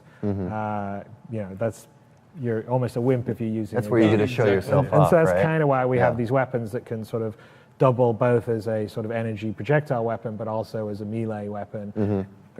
And in some cases, depending on what's happened, you potentially will get, the Vandal, they'll behave very differently than, say, fighting, humans, right? If you're fighting outlaws or pirates, they will fight very different than the way the Vandal will fight. We have some really cool backstory for the Vandal that we're, not necessarily revealing all of it here. I don't know if you were going to say something. No, I was just teasing that I was going to give away the whole entire secret backstory. But no. They're kind of, what humanity knows about them is kind of, mysterious. They attacked us 250 years ago in Orion and wiped us out, and they've been pushing through our systems, and this idea of them like kind of stealing and harvesting resources from these colonized worlds and just grabbing this material to forge into themselves, to forge onto their kind of skeletal frameworks of ships and build them up and keep growing is kind of collecting. And what makes them so hard is that they don't have a unified government as far as we've been able to find out. We've been experiencing all these different separate clans. So even if you destroy one or attack one, it doesn't affect all of them. So yeah, and I think the thing to remember is, Squadron, the storyline's so big that, it's a trilogy, basically. It's like one of the Star Wars trilogies, or name the other various things that have, Lord of the Rings or whatever. And so we actually have an overall story mapped out, and a lot of, beyond episode 1, episode 2, and episode 3 is sort of getting more to the heart of the mystery and understanding a bit of the Vandal and kind of a bit of their makeup and maybe where they've come from, and we sort of going back into what's happened maybe a long time ago in this universe, and exploring some kind of what you would call maybe precursor aspects of StarCitizen, the universe. So I think that'll be kind of a cool journey to take with Vandal. So anyway, thought you'd like to see a little bit of stuff. I know we said we weren't going to show any Squadron stuff. We showed a little bit because the drill is there, and we haven't really shown the big Vandal ships yet. So it was actually kind of great to sort of show you where we are, and of course they're continuing on development and will be bigger and better. But it's a very distinct and different look than the human ones, and I think that's great. And we're going to have the same with the Jean ships, and you've seen a little bit of it with the Tavaran Prowler, where each one of the races has a personality, and as StarCitizen fleshes out, I think that's going to be really cool. I mean, there's a lot of work to be done, so we're kind of starting on the smaller aspect of it, but when it's all done, it'll be really cool. Anyway, we'll be learning more about the Vandal as Squadron 42's development progresses, and we'll be telling you more and showing you more as we go. But for now, that brings us to the end of our show, and to one last special message from our team.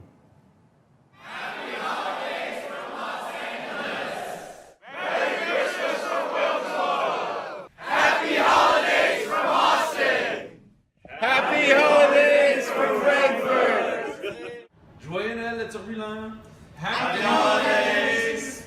I'm always surprised by how big our StarCitizen family has become. It's going bigger every day. Across the globe, keep going. Now we've got job postings. Yes, we do, and new citizens keep joining to support the project, which is very cool. Yeah, and we definitely could not do this without all of you guys. Developers helping us out, making the game, and the backers supporting us, giving us the feedback, supporting financially, but also giving feedback on the gameplay and testing the game for us. So thank you so much. Yes, thank you very much. And I don't think we would want to do it without all of our guys here and everybody watching and every part of the globe. Yes. So, happy holidays. Happy holidays to you guys, and we'll see you in 2947.